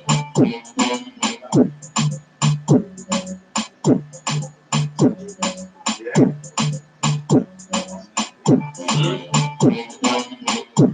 Manifestation.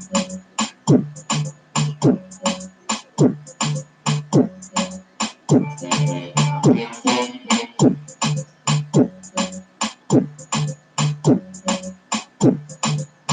many spirits, like, met many spirits. I know you might not believe it. Most spirits don't talk to me. Most of them just eat me. I'm not being funny, I'm being eaten by enough spirits.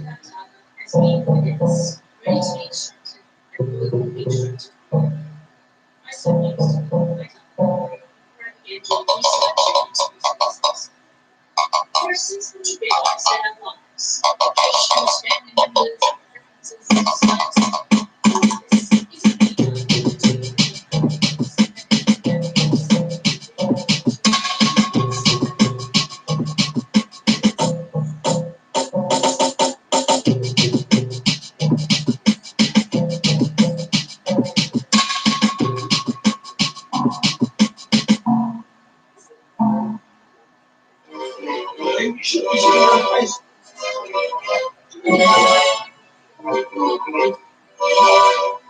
I'm so curious about it. I'm not getting many listens on YouTube, though.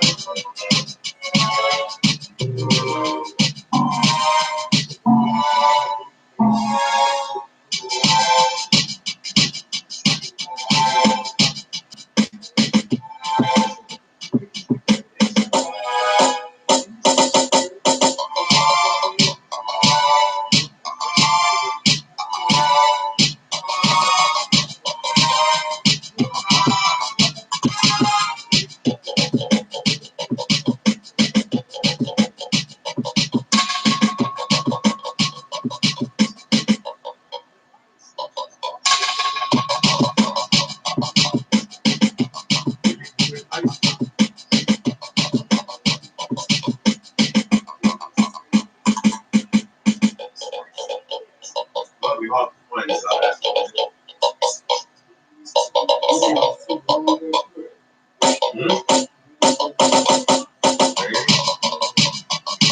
I've been on Facebook. I used to know how I get in. Yeah, let's share the link. Let's share the link.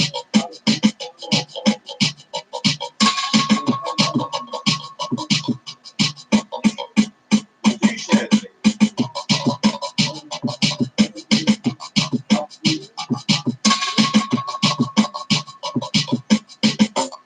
You help me share the link. Tuning in, I'll get more customers.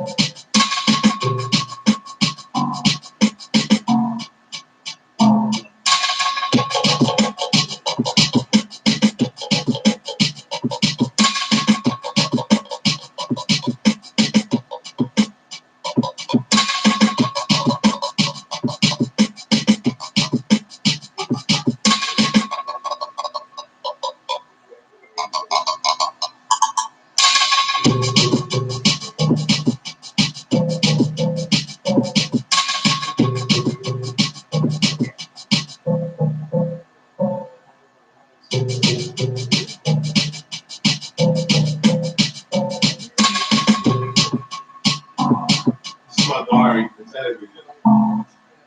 Got a diary for everything.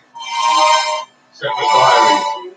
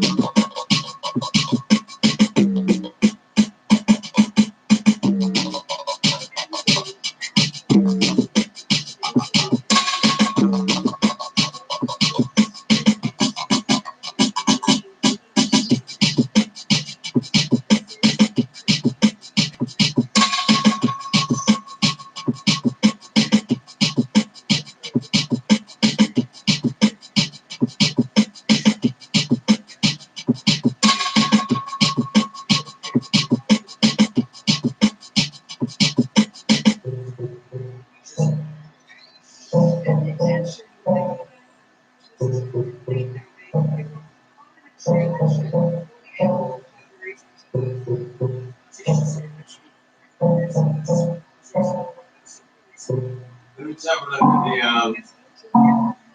before you put it while this is on.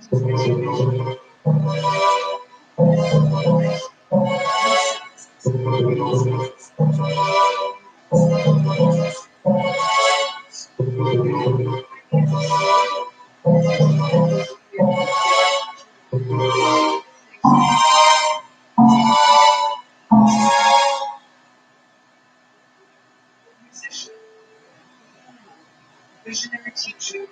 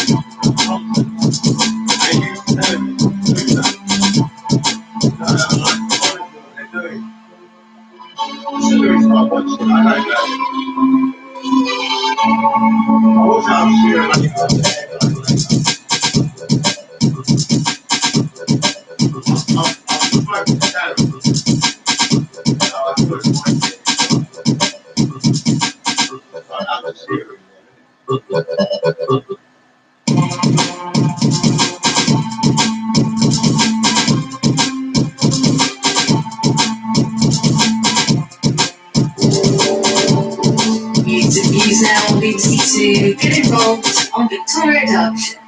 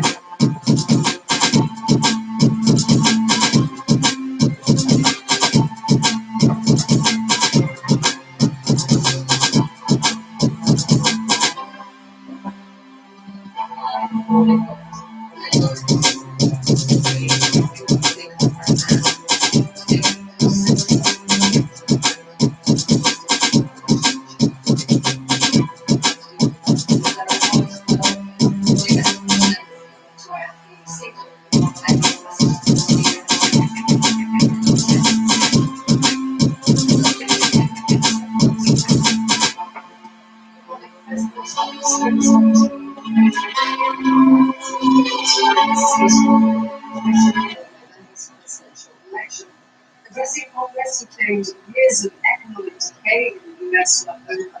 Not everyone who changes your crisis as you see ripping up.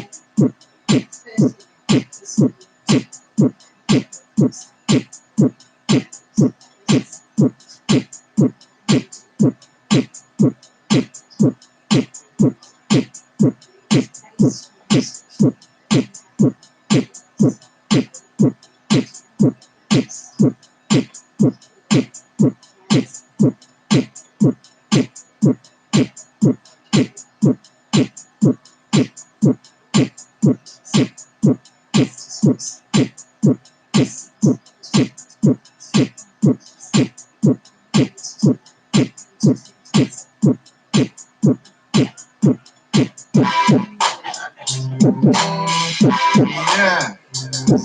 Give thanks and praise unto the Most High. Always. Yeah. Rastafari. Yeah. You me tell them, say, no. Yeah, man. Now on your roots, religion, and culture. So me I say,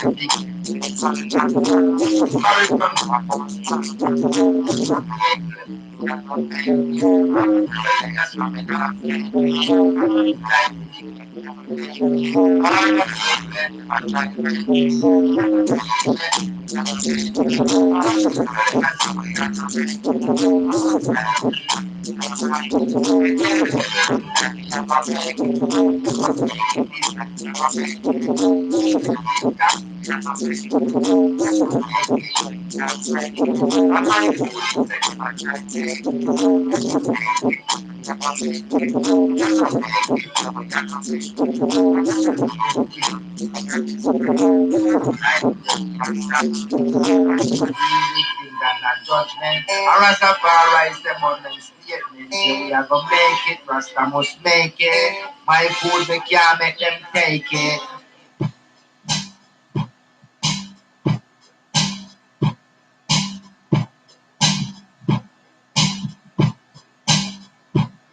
One, two, three, four. Who fancies a bit of jungle music? Who fancies listening to a bit of jungle music for the next 2 hours? Scarface, do you fancy a bit of jungle music? Like some jungle music?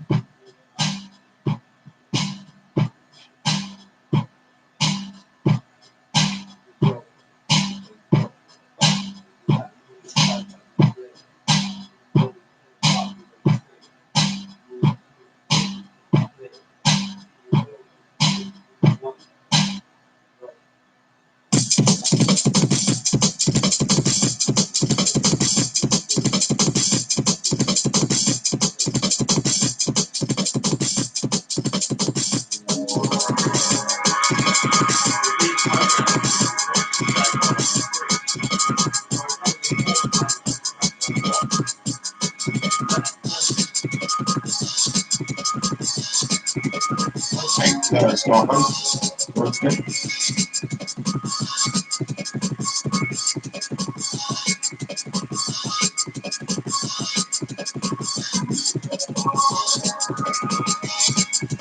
One, two, one, two. as you step on through. Yeah, yeah, yeah, yeah, yeah, yeah, yeah.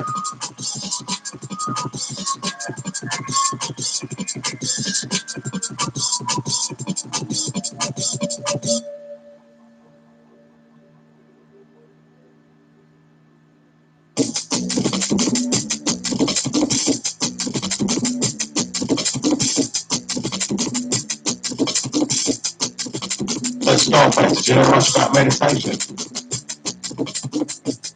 Do you know meditate? Why don't you meditate? Do you want to learn? I can teach you. I'll show you now. Watch, I'll read it.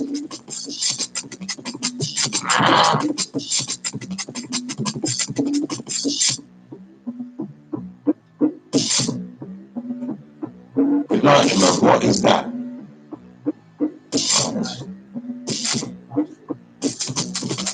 Free thinking. What exactly do you mean by watching the thinker? When someone goes to the doctor and says, I hear a voice in my head, he or she will most likely be sent to a psychiatrist. The fact is that in a race him and away will reflect everyone needs a voice or several voices in their head all the time. The involuntary thought process that you don't realise you have the power to stop. Consider this monologue or dialogue. You'll probably come across mad people in the street, essentially talking or muttering to themselves. Well, that's not much different from what you and all other normal people do, except that you don't do it out loud. The words comments, judges, compares, complaints, likes, dislikes, and so on. The voice isn't necessarily relevant to the situation you find yourself in at the time. It may be reviving a recent or distant past, or rehearsing or imagining possible future situation. It often imagines things going wrong, and negative outcomes. This is called worry. Sometimes this soundtrack is accompanied by visual imagery or mental movies. Even if the voice is relevant to the situation at hand, it will interpret it in terms of the past.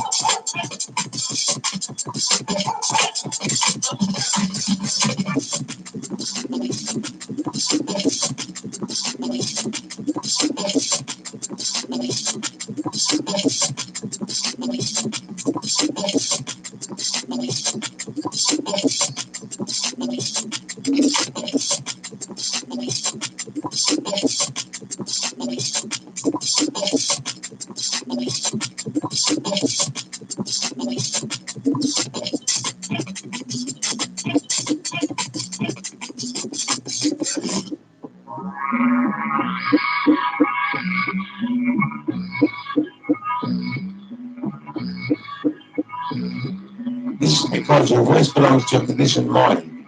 It's the result of all your past history as well as your collective cultural mindset and inheritance. So you see and judge the present through the eyes of the past. You get a totally distorted view of it. It's not uncommon for the voice to be a person's own worst enemy. Many people live with a tormentor in their head that continuously attacks and punishes them and drains them of vital energy. It's the cause of untold misery and unhappiness, as well as of disease. The good news is that you can free yourself from your mind. It's the only true liberation. Take the first step right now. Start listening to the voice in your head as often as you can. Pay particular attention to any repetitive thought patterns. Those old gramophone records that have been playing in your head back for many years. This is what I mean by watching the thinker. It's another way of saying listen to the voice in your head. Be there as the witnessing present. When you listen to that voice, listen to it impartially. That is to say, do not judge or condemn what you hear. But doing so would mean that the same voice is coming again into the back door. You'll soon realise there is the voice, and here I am listening to it, watching it. This I am realisation that this sense of your own presence is not a thought, it arises from beyond the mind.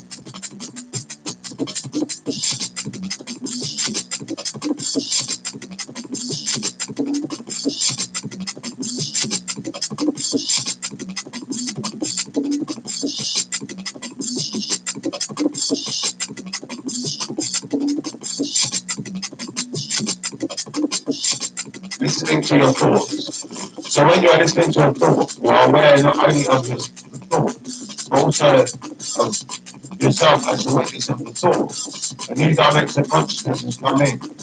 As you listen to the thought, you feel a conscious presence. You meet yourself behind or underneath the thought, as it were. The thought then loses its power over you and quickly subsides, because you're no longer energizing the mind through identification with it. This is the beginning and the end of involuntary and compulsive thinking. When a thought subsides, you experience a discontinuity in the mental stream, a gap of no mind. At first, the gaps will be short, a few seconds perhaps. Gradually, they will become longer. When these gaps occur, you feel a certain stillness and peace inside you. It's the beginning of your natural state of felt oneness with being, which is usually obscured by the mind. With practice, the sense of stillness and peace will deepen. In fact, there is no end to its depth. You will also feel a subtle emanation of joy arising from deep within, the joy of being. It's not a trance-like state, not at all. There is no loss of consciousness here. The opposite is the case. The price of peace was the lowering of your consciousness, and the price of stillness, a lack of vitality and alertness, then they would not be worth having. In this state of interconnectedness, you are much more alert, more awake than in the mind-identified state. You are fully present. It also raises the vibrational frequency of the energy field that gives life to the physical body.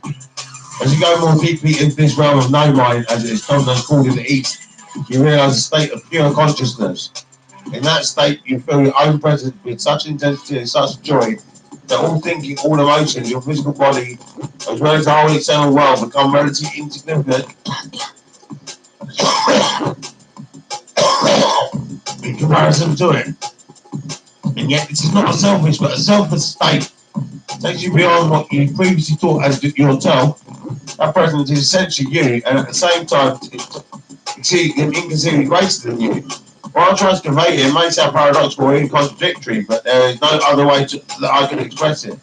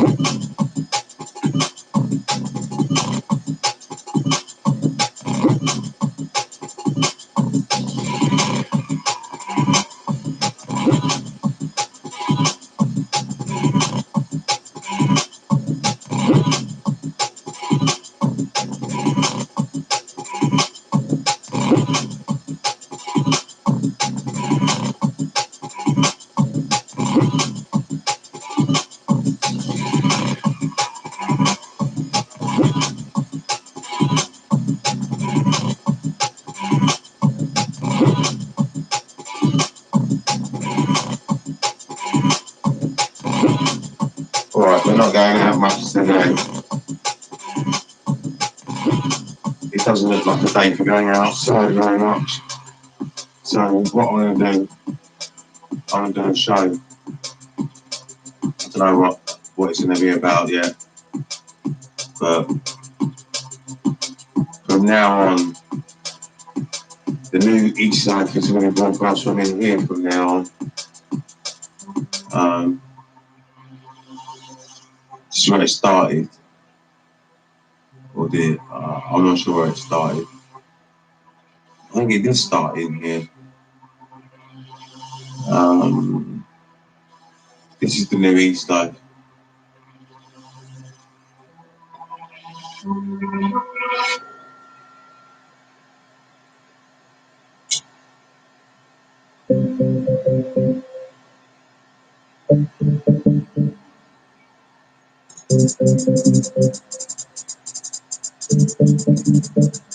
Alright. People do tune in. Who was that? It was just Scarface. Even he tuned in. He told me about something that was on one of the shows. So they do tune in. So I don't know why they don't appear on my figures. Let's have a look and see what's going on so far.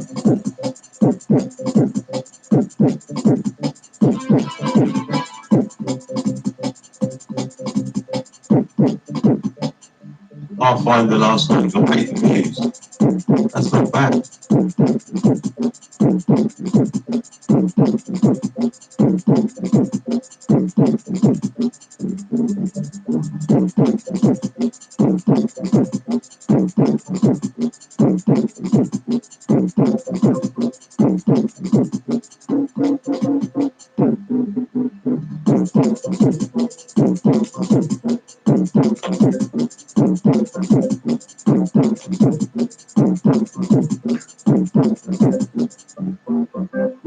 This is a very comfortable studio. It's much more comfortable than the kitchen.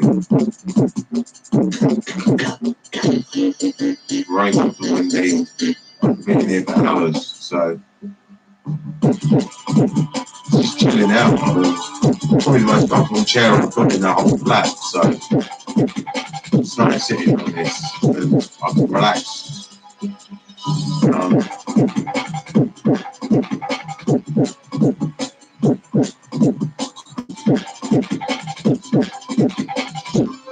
I did plan on doing this. I'll do this tonight as well, but some of the stuff that I'm doing now, I'm going to do again tonight. I wonder if these mics are loud enough. I think they are, but let's turn the music down slightly.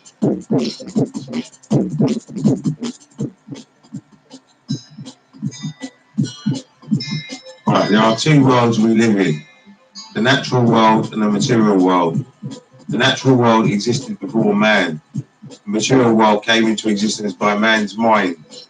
Climate change is near and the material world is the contributing factor. How do we make people be satisfied with the natural world and say no to the material one? Well, man can exist without the material world but needs the natural one.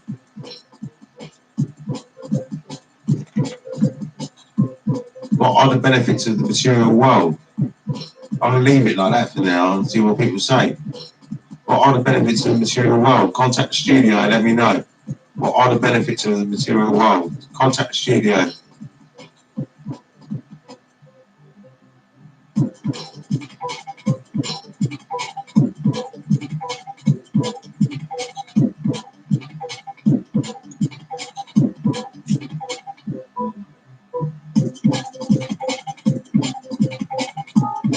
I take it that I was watching. I might have to answer then. All I can think of is that those in higher classes have more materialism. And working class peoples have materialism, but strive for the materialism of the wealthy. So it is the constant striving for materialism which is the benefit. Materialism has no benefit to the natural world. The opposite is the case. The material world is corroding the natural world.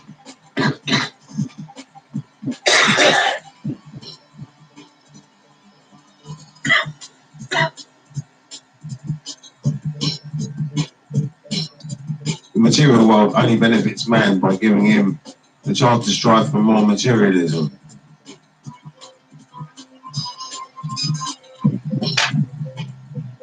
It is the striving for more materialism that hopefully one day you'll be content and happy. Once I get my new car, I'll be happy. This really is true. It might satisfy you for a day, but then inadequateness settles in again. Think about it, the pros and cons of materialism. Is it really worth having at the expense of the natural world?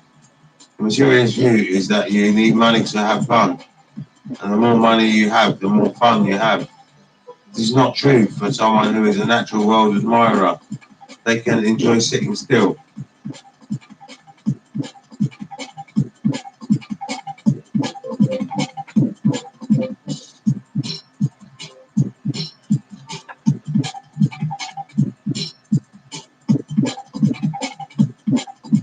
Materialism was supposed to reduce our workload, but it has in fact created more work.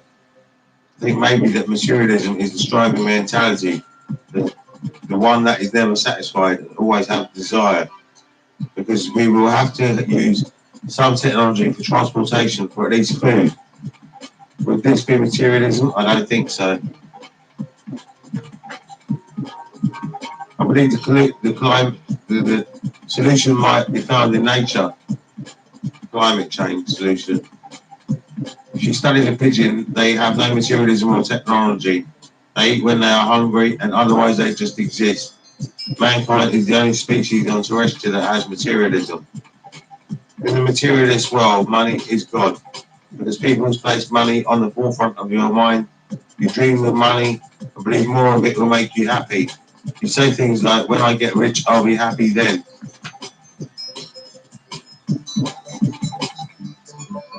That's all I'm going to read from that for now. I'll read that again later on tonight during the Pathfinder show. That's today's lecture. You've got to consider the natural world and material world. You have to consider these things. Who's aware of the natural world? Who has actually played with the ground and seen the insects? And if you're a city dweller, I recommend that you must get an allotment plot, even if you don't keep it. You must, or if you've got a garden, play in the garden. You must grow something.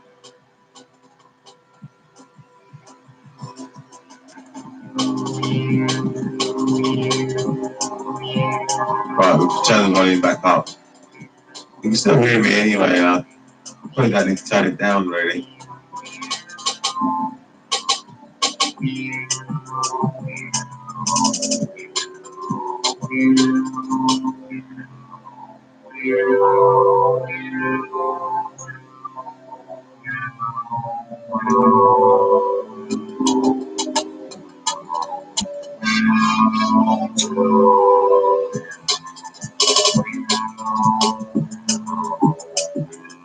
Oh, I haven't tested my customers yet. Let me test my customers.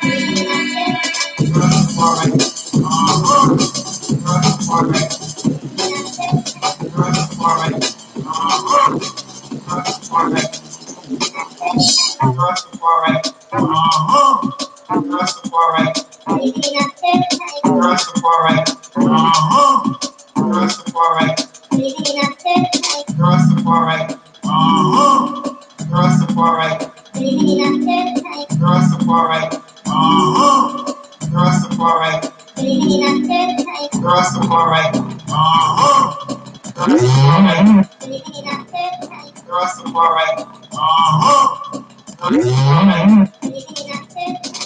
Rastafari,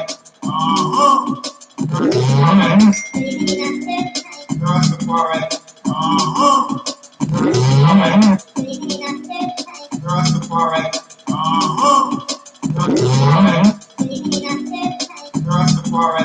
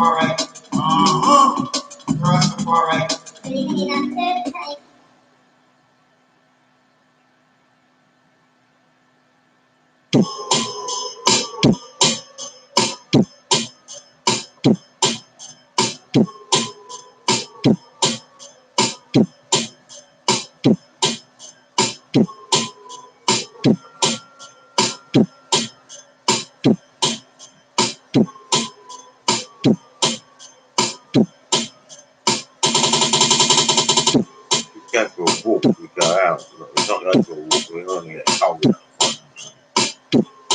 If you go for a walk, we would, but we can't go for a walk. All we can do is just stand out the front for a bit. That's not really very good. Let's see how long it's going to look for. Nearly 2 hours. Right, we're ending this now.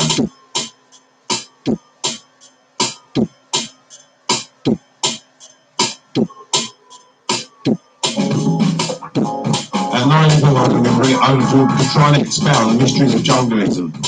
I'm just going to roll up a slip and get ready, alright?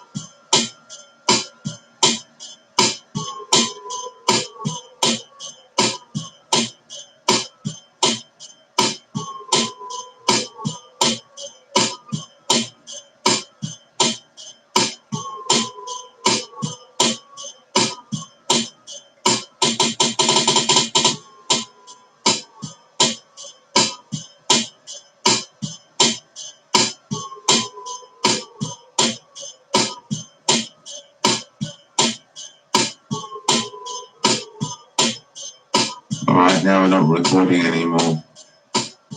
And we're not going to record for a while. There's no need to record.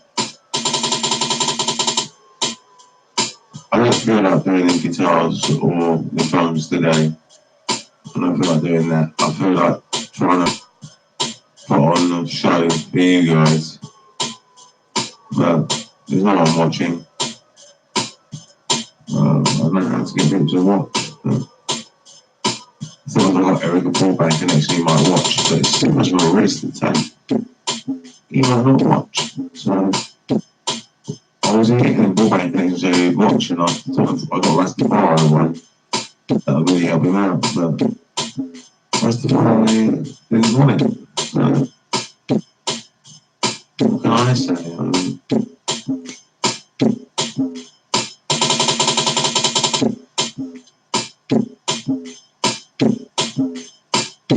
I've got to be a bit careful because I'm not making sounds at the moment.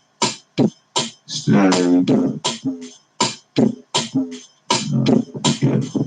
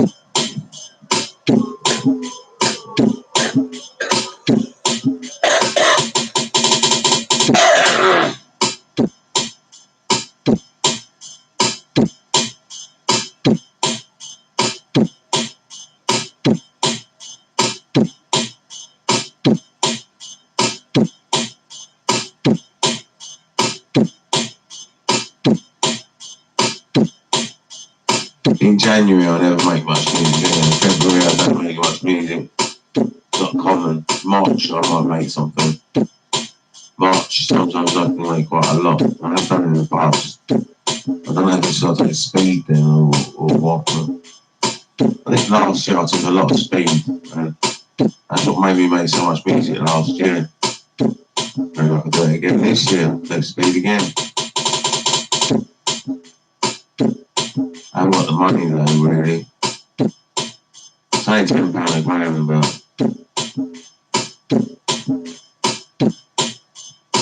I can't afford that at the moment. It would make me make a lot of music, but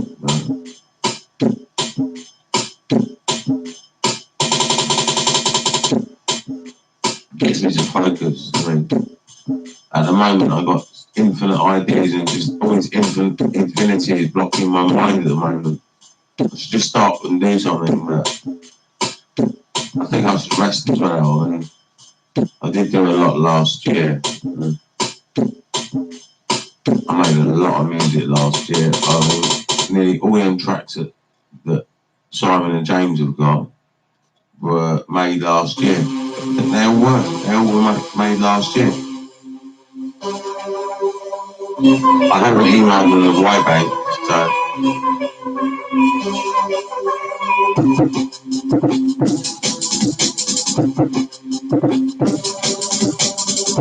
I emailed Julian A Bank. What has he done with it? I wonder.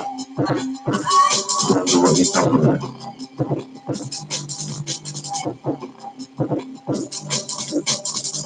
Oh, I think I was making one drink and I was asleep. Why not?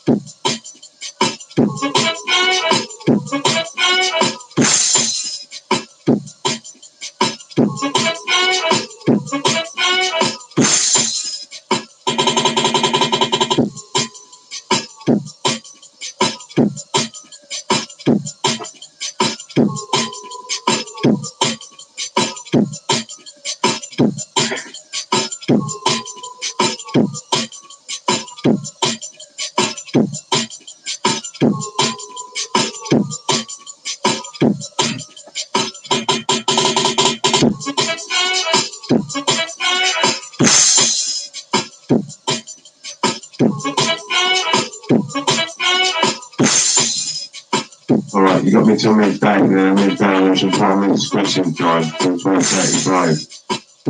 I don't know what I'm doing this afternoon, 12:35. But you got me right now for another hour. So spread the word.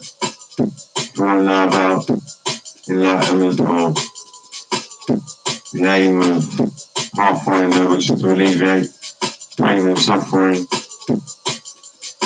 run, tell your friends, tune in.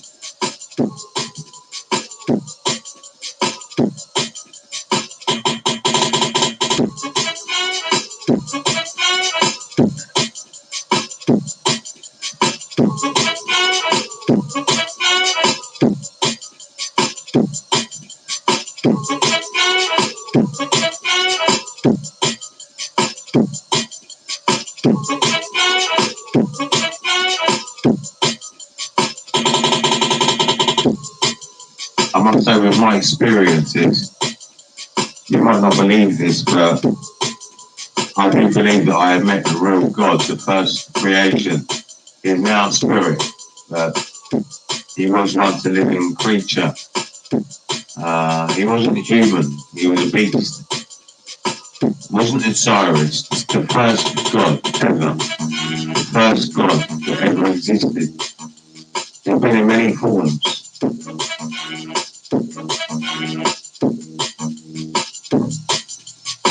He didn't enter bodies, he entered my body before, and I do believe that he's might be in my body now, like curing me. He wanted to live in a human body, that's what he wanted to do. That's what he told me. And he said he chose me because it doesn't matter, I can't remember the reason why he chose me. He chose me anyway. You don't have to believe me, I'm not bothered to believe me. These are beliefs anyway. I can't prove it.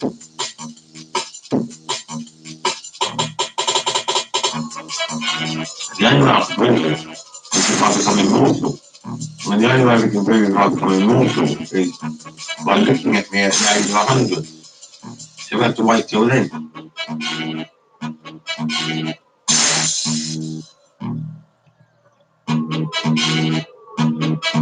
I will age, I will change and grow. I do feel like I've just started out. I mean, it's a shame to end it now. I mean,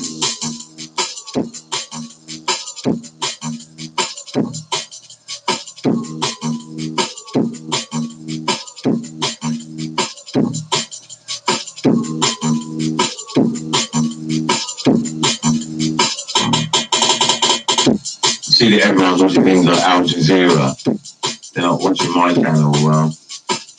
Keep watching Al Jazeera. It was fucking over on bollocks anyway. Programming.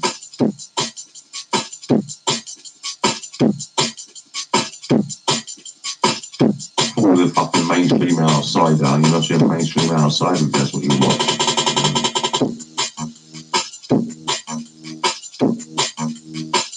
It's like me, I don't really have TV on. I have it on, but I don't really watch it.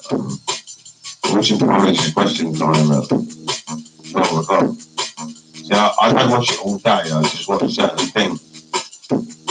I've only had a TV license since last week anyway. I started watching TV last week.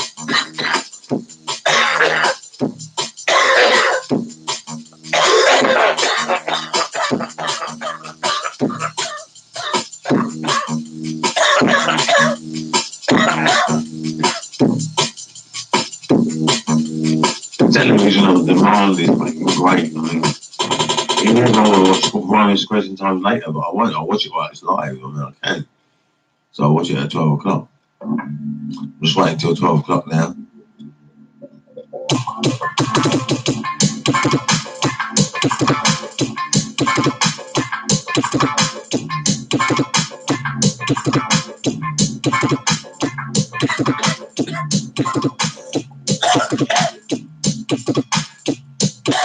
Imagine a world where you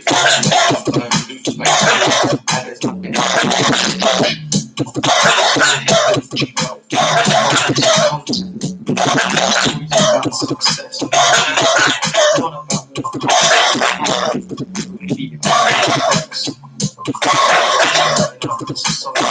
about everyone not to give negative stories. Forced into hunting. Articles about the heroes.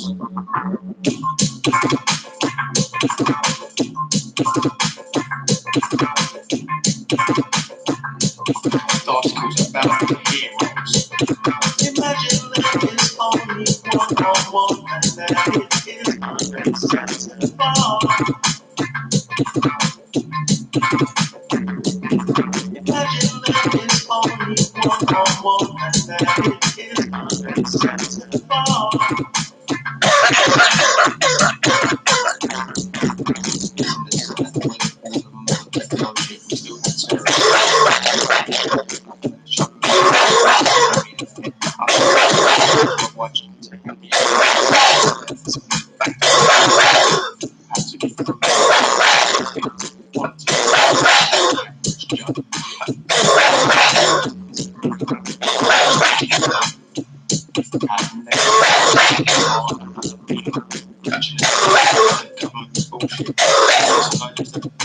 Respect everyone.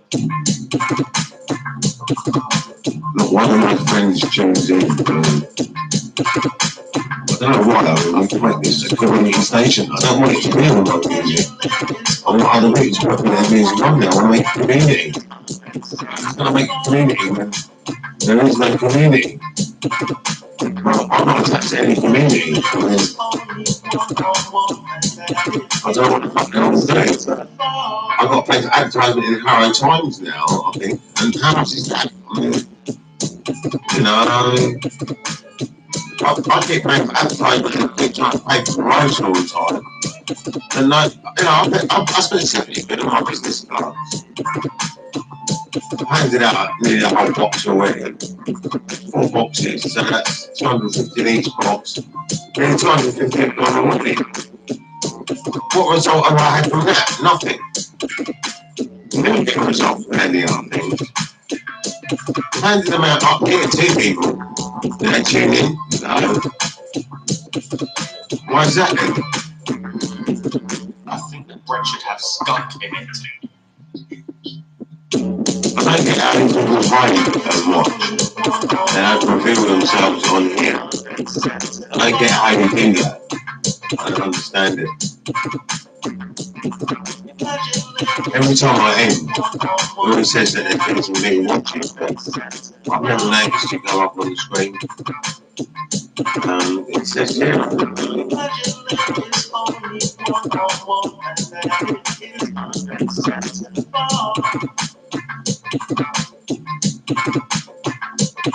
Imagine there is only one, and that it is unacceptable.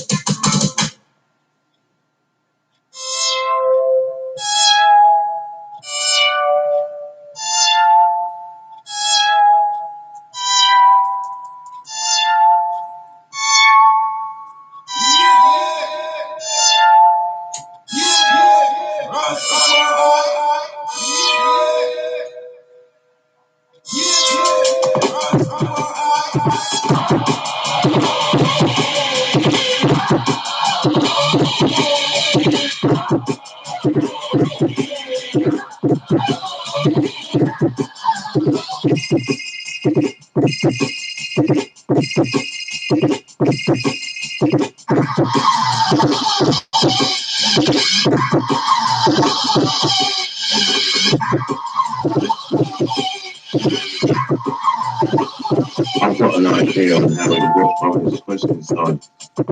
Let me just check something out. Let me just try something out.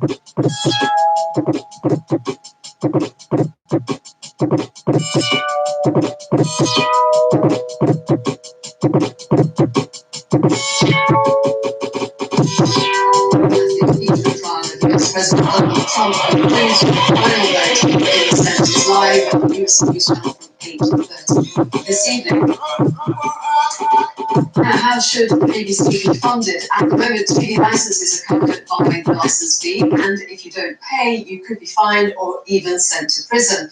This morning, the government is looking at whether that should change. Our assistant political editor, Norman Smith, is in central London, where the Culture Secretary has been speaking in the past hour. So what was said, Norman? I think Nicky Morgan's basic message was for the BBC, it's change or die. Her view is that the BBC has to rethink in this new broadcasting environment with massive digital streaming services like Netflix and Amazon, and part of that, she believes, is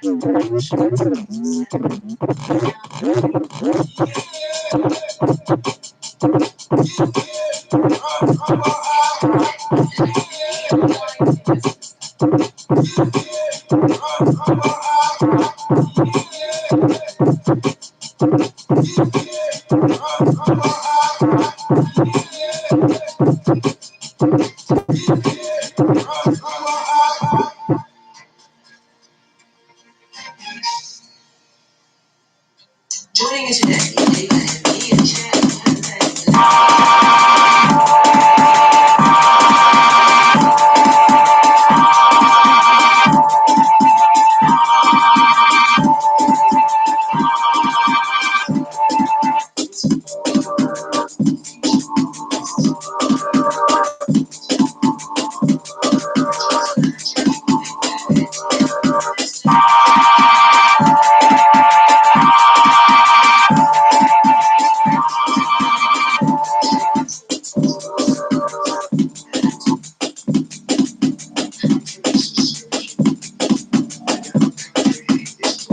But I can watch the news at the same time. The news is on over there. I can turn it up a bit.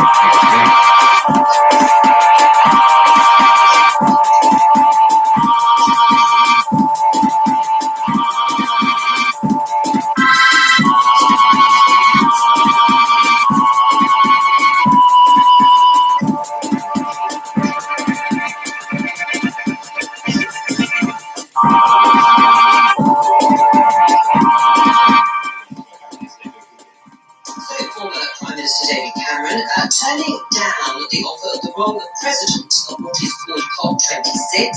That is a So now we've got a new style of television where we can watch television and broadcast at the same time and switch from one to the other. I don't know if this is important, but we can always just turn the news down whenever we want. We've got freedom, I mean. Well, it needs rescuing because the I might as well do my own thing because no one's watching anyway. Opportunity for Britain to play a leadership role in pulling people together. You need global action on climate change, but you also need the British government to play a strong role in that. The truth is that Boris Johnson himself should be doing it. He should be providing that leadership himself. He should be leading this across the government and making sure that every minister is taking action. And instead, he just looks like he's shrugging his shoulders. He doesn't really care.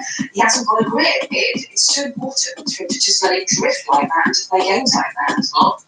Well, my understanding is the president of the conference will be a government minister, which I think is appropriate actually to pull together action across the government. But that's because one of the last David Cameron and I am a backbencher on it.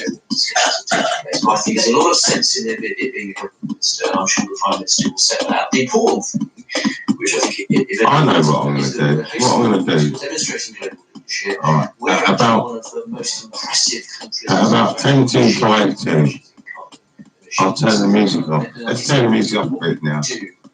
That's what they said. I think. Which thing is like this? This thing is like this. What I'll do, I'll turn the music off about 10 to put it on Parliament channel. Get ready for it. We've said that we want to make that step, but it's also important. We've said we're going to consult on how best to do it, so that the industry can plan. These actions are going to reduce carbon emissions. And I think the Parliament channel now. we're setting the right example. Right. So I'll just jigger jabber anyway. Who should lead it?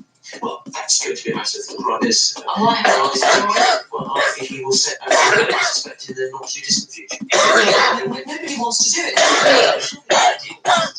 Michael Gove, he's got back on environment as an environment secretary. He's the guy who actually crucially has an allegedly good relationship with Donald Trump, as allegedly the Prime Minister does. And at the end of the day, this is only going to actually get any agreement if the United States and China come up with a job. They determine this entire process. And if you could somehow sway the Trump administration that actually should set targets, which is what this whole, conference is all about. Maybe what we could do. Not just for us, but for the planet.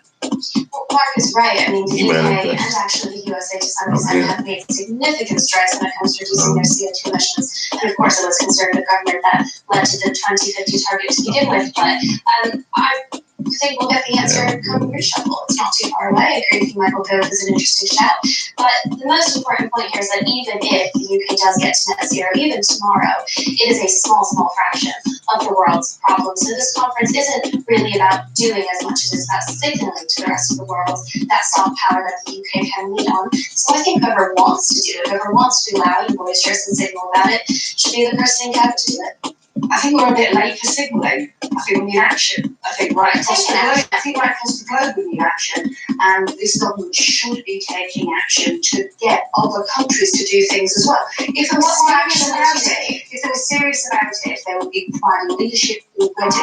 They have a clear plan. They would actually be already in the discussions with other countries about starting to get the agreements now that you can then make progress on in the autumn. I just think it's a lack of urgency. I completely agree with you. Claire O'Neill when there's nobody else in place. Well, I think it makes sense to bring it into the cabinet. I think it actually makes it more accountable. I completely agree with you that the lack of the energy white paper is an issue, and they've set this 2050 target. They have no idea how to get there in the public. We're not going to do the emails now. What does this mean for agriculture? We're doing the emails at email time. I don't know yet. That's very important.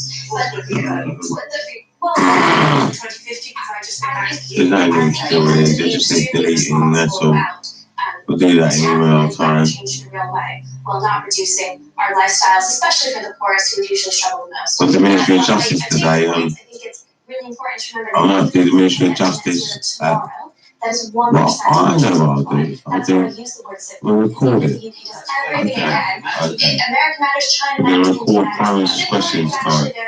And then we're going to listen back to them again and again and again. All day if we want. need the discussions to be happening with those other countries now and not drifting and waiting until there's a reshuffle or there's other domestic political priorities. That's the word. Hosting the summit. I mean, I think a Which lot is is a being leadership done here, responsibility. and we'll find out in cabinet. Well, we will find out, no doubt, in the coming weeks. Reshuffle will be talked about in the next week or so. But let's talk about the BBC, because the government has been looking at decriminalising non-payment of the licence fee. Here is the Culture Secretary, Nikki Morgan. We impose criminal penalties as a society on behaviours that we don't want to see, we think are harmful, we don't want to see anybody else to think that they are going to be able to get away with it. The way normally, if you have a fine or a payment of an amount of money that is not paid, it is enforced through a civil penalty system. Why is this on the agenda, Mark? It wasn't in the Conservative manifesto. Why is it such a big issue? Well, I think it's sensible to have a consultation about the licence fee. There was a review, I think, 5 years ago about the decriminalisation, and I think it's right to keep it under review. And we're having a consultation to collect evidence. And the Secretary of State's right. Normally, when you don't pay something, you don't pay your bills and something, there's a civil process. It's not normal that if you don't pay something, we take you to court, we prosecute you, and potentially, not a large number of people, but potentially go to prison. So although it's reasonable to look at it, and also it's in a landscape where think anyone that uses the television know that there's a massive change now in how. Well, we'll come on to that. But you mentioned a review. I mean, the government commissioned a review by David Perry QC in 2015, and he concluded that the current system is the fairest and most effective. But a lot's happened. The point is, a lot's happened in 5 years in TV, the way people watch it, with things like Netflix, Amazon, things that just weren't looked at. And if you look generationally, younger people consume most of their television watching things like YouTube and things like that. And so I think it's relevant to say, in the changed digital landscape we've got, is it still appropriate to criminalise as opposed to try and collect it through civil enforcement? And I think we're having a consultation, looking at it, and the government will make a decision. I think it's a perfectly reasonable thing to do. In 5 years, in the swift changing digital landscape of television, I think it seems to be a perfectly reasonable period of time. Manifesto then? I mean, if it was something that you really think should have been under review, why wasn't it? The manifesto is not an exhaustive list of everything. You've come to this quite quick. Well, this today is a consultation. We're going to listen to the results of the consultation. You don't list everything in the manifesto. You put your main priorities in it. It doesn't mean you don't do other things as well. Right, so if it was, as you say, a sort of civil offence, would it be the BBC then would have to sort of chase up on these things? Well, those are This is what we're leading to while we're doing this. Think about, and that's what normally happens. Normally an organisation she's done through TV licensing does the follow-up, and there's a perfectly reasonable case to say, should there be a civil process where you go through a normal civil mechanism, and that's something that we want to look at the pros and cons of, and that's what Secretary of State said. So the civil system also can lead to court and the same more likelihood of imprisonment as the criminal system. So, there's swings and roundabouts. I don't see that there's anything that's changed in the civil and criminal system over the last 5 years. On that issue about enforcement, it's hard to see what's changed. There's swings and roundabouts on all of this, but what it does look like is a very hefty bill for the BBC. That's what this really looks like, is shifting costs and cutting the budget by hundreds of millions of pounds for the BBC. And that's the thing I can worry about, because it feels like there's been a sort of continual for the BBC. And to be honest, right, this is really that pulls us together. And the missed opportunity in this is I think they should support the free the over 75. That was in the 2017 that, or it's just a leadership campaign. Instead, they should make the over 75s penalties, criminal penalties or civil penalties. If they don't pay, I don't think they should be paying at all. It's not fair. Right, well, I mean, on the evasion question, the BBC says it was £200 million. Okay, are you happy to see the BBC provide less for less? Not really. I think that this should be down to demand. What comes from the actual consumers, people watching television. So for me to say what I think the BBC should or should not be producing, it's about the demand for it. I would love to see us tackle decriminalization within the license fee. It accounts for 30% of prosecutions against women. I mean, that is... Actually, the TV license prosecutors, the figures that we have here, take up only 0.3% of all court time. That's true, but if you look at women in particular, the license fee, it plays an overwhelming role in the reasons that they are called up to court. And that's an issue for the civil system as well. So I think there are swings and roundabouts on this, so I agree there are issues here, but it is an issue for the civil system. I think that the issue is reflective of the wider point that the BBC and its structure may not be fit for purpose anymore. Now, that doesn't mean that the BBC isn't providing some fantastic programs that people really want to watch and consume and listen to the rest. It just means that in the age of Netflix and Amazon, maybe things need to change. And by the way, I don't think this is advertising. Why are they talking about some kind of subscription service where it could be a cooperative or a sign within the National Trust where subscribers own the BBC? I mean, you could have a really nice middle ground. I think often we paint the BBC to be as if we have to overthrow the whole thing, or we have to keep it exactly as is. Why not just update it? Well, when you say overthrow the whole thing, let's have a look at this. This was from Nikki Ward. It's in the Mail. The headline: BBC could end up defunct, just like Blockbuster Video. Is that how you see the potential future of the BBC if it doesn't do it? I think the risk here was not all the government wants, it's what people watching wants. I think the risk for the BBC is if you get to a point where a big cohort of the population simply don't watch it and don't want to pay for it because they don't watch it. That's a real problem, and there's an argument. It will obviously mean you have to move to one where you've got BBC not through broadcast but through a digital mechanism where you can switch off access for people who don't pay for it. But there might be an argument. The BBC has some fantastic programs. There's an argument that it could charge for them just like Netflix does. Then you have an argument about the public service piece, the news and current affairs piece, and some of the other things they do, and how you pay for that. But I think it's a real debate. But is there a move away then from sort of universal style service? Well, I think you need to have an argument about it. The argument, What's your view? Because your constituents may say, yes, we agree with you, Mark. We would like to see a review of the BBC. That might mean cutting some programmes. And then local radio goes up because you say, well, not local radio. Well, I think there's a proper argument to have about the way that technology is changing things. Lots of consumers, I'm a recent user of signing up to Netflix, use different ways of accessing TV and what they spend their time on. Whatever. I think the BBC's. Be prepared to lose. Well, I don't think that's an argument. And Kate makes the right point. If people are prepared to pay for things, if you look, for example, at the massive growth in podcasts, the changing way people listen to BBC radio programs, there's an argument. If you look at BBC Sounds, lots of people now consume podcasts that they didn't before. There's an argument if you get the model right, people might well be prepared to pay for things. And we have to consider the word universal because it's not like the NHS, it's not like healthcare, it's not free at the point of use per se.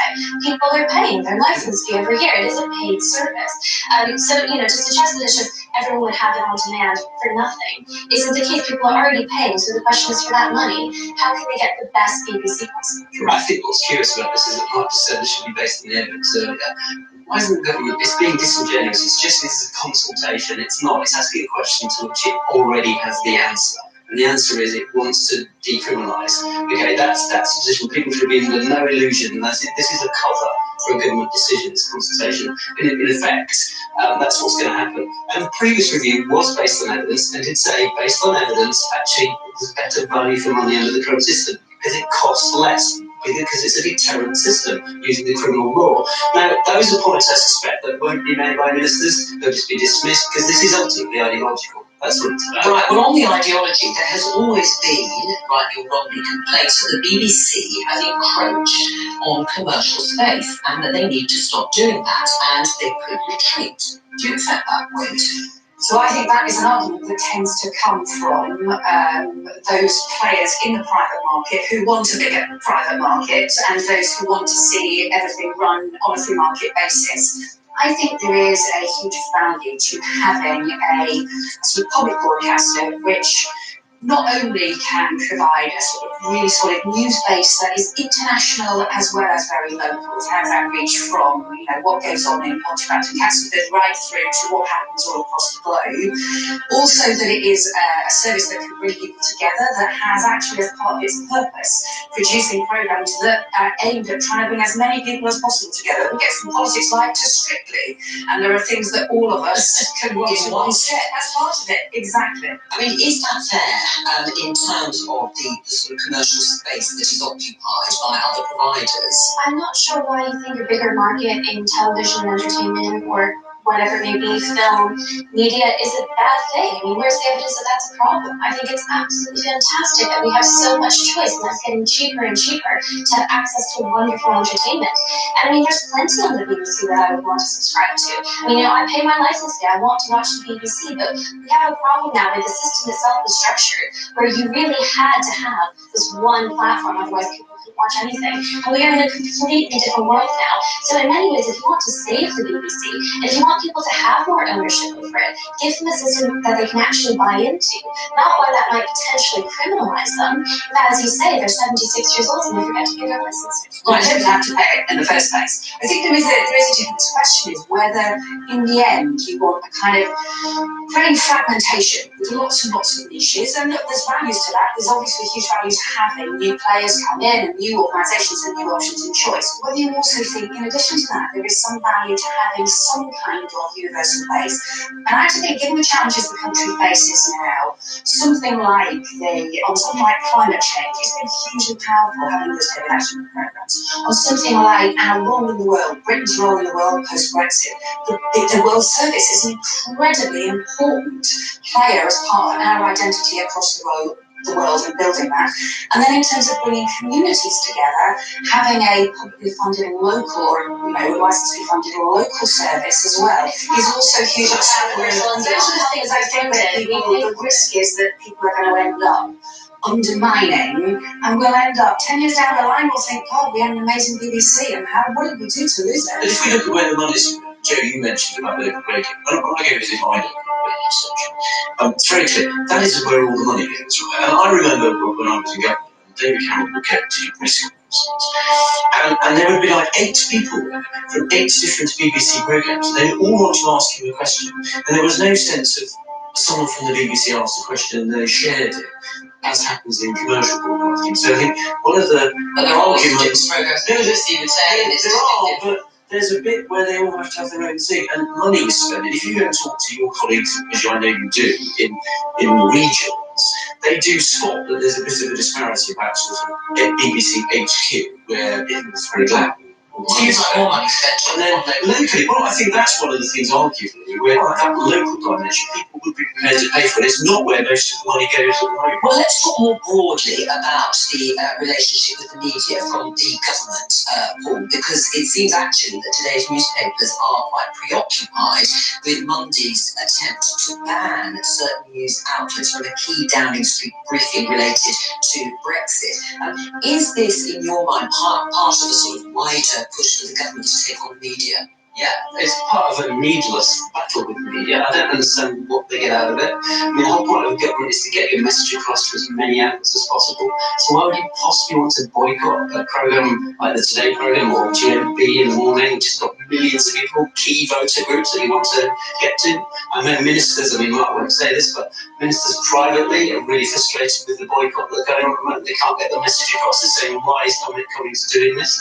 And the fact is, what we've seen over recent weeks is, and it's whether it's relationship with the lobby, the parliamentary journalists, or whether it's just a wider relationship with the media, the government is picking these needless battles, and I don't quite understand why. A blunder?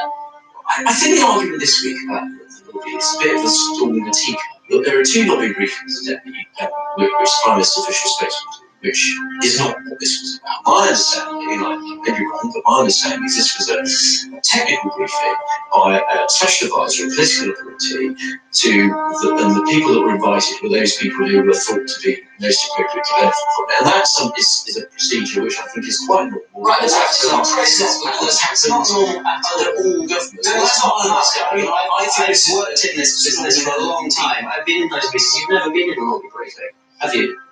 Not as a journalist. I can tell you that the very first time that we sorted into sheep and goats when it comes to a technical briefing by civil servant. Now, admittedly, he's now special advisor. Yes, but more important than that was the Huawei briefing the previous week, which was by intelligence officials and senior civil servants who were paid for by everybody's taxpayers' money, and selected people were invited to that. That's unacceptable. You cannot defend that, can you? Well, I don't know the detail of that. I was involved with that last week. The row that we're having this week, I think just as important. This sounds heated. This sounds like they're all unconscious. They're ego battling on television. Ego battling on television. Unconsciousness. The woman's conscious. Check her out. She's conscious. Well, she's cool anyway. She's in command. And these guys are just ego battling. With the media and try and work out this feud. Does that bring you some reassurance? Yeah, I mean, it's on Maybe we should on the Parliament channel now. You talk about it. You don't just unilaterally decide what you're going to do. The government seems to have this impression that somehow the media are out to get them. It's a sense of paranoia when really all we want to do is do our jobs. All the government wants to do is get its message across.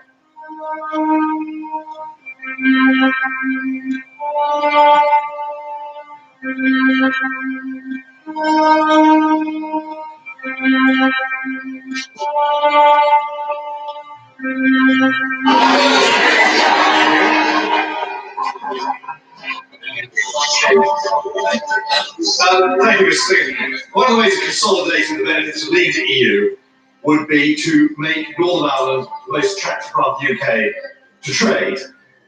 When I was the Secretary of State, we had an all-party campaign. It had support of all the business community, and thanks to tremendous efforts of my successor, the honourable lady called Tim Barnett, the executive now has the power to reduce corporation tax. Some members of the executive are being gloomy about this. What steps is the government taking to encourage the members of the executive to take this amazing power to match corporation tax in the Republic of Ireland? Well, my honourable friend makes a very important point. Of course, he speaks to considerable experience in this area. It is right that what we agreed as part of previous agreements that the executive has that power. And of course, we stand ready should ministers from the executive wish to use that power to engage with them, so long as they can show that the finances for the Northern Ireland executive will be sustainable on the basis of any move in corporation tax. Bob Blackman.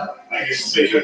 Will my honourable friend just confirm that the special status that Northern Ireland has as we leave the European Union and have left the European Union means there's a bright new future for all the people in Northern Ireland, and the future should be embraced. Not the doom and gloom from the party opposite.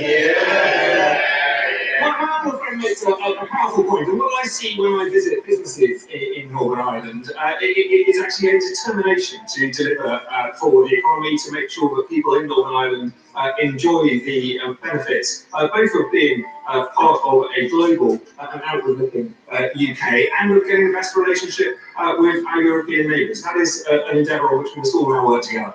Jim Shannon. Question number 2, Mr. Speaker. With permission, Mr. Speaker, I'll answer questions 2 and 7 together. The UK government is providing the restored executive with a £2 billion financial package that delivers for the people of Northern Ireland and supports delivery of the New Decade New Approach agreement. This financial commitment represents the biggest injection of new money in a Northern Ireland talks deal in well over a decade. £2 billion of extra investment gives the executive the means to transform the lives of people in Northern Ireland for a generation. Jim Shannon. I thank the Secretary of State for his response. In January 2020, when making a statement about the New Decade New Approach deal, the Secretary of State told this House that the financial package was a good start. Now, I know a good start, Mr. Speaker, but also made good progress. Can the Minister please update this House what progress has been made in building on the good start to ensure investment in better mental health services or dealing with the legacy of the past? Well, I think indeed my honourable friend is right. There has been a very good start. We've seen multiple meetings here in Whitehall from joint ministers. We've had a JMC in Cardiff. We've seen yesterday both the First and Deputy First Ministers attending for the first time ever a recruitment drive by the PSNI. We've seen a very positive start, and I hope that continues.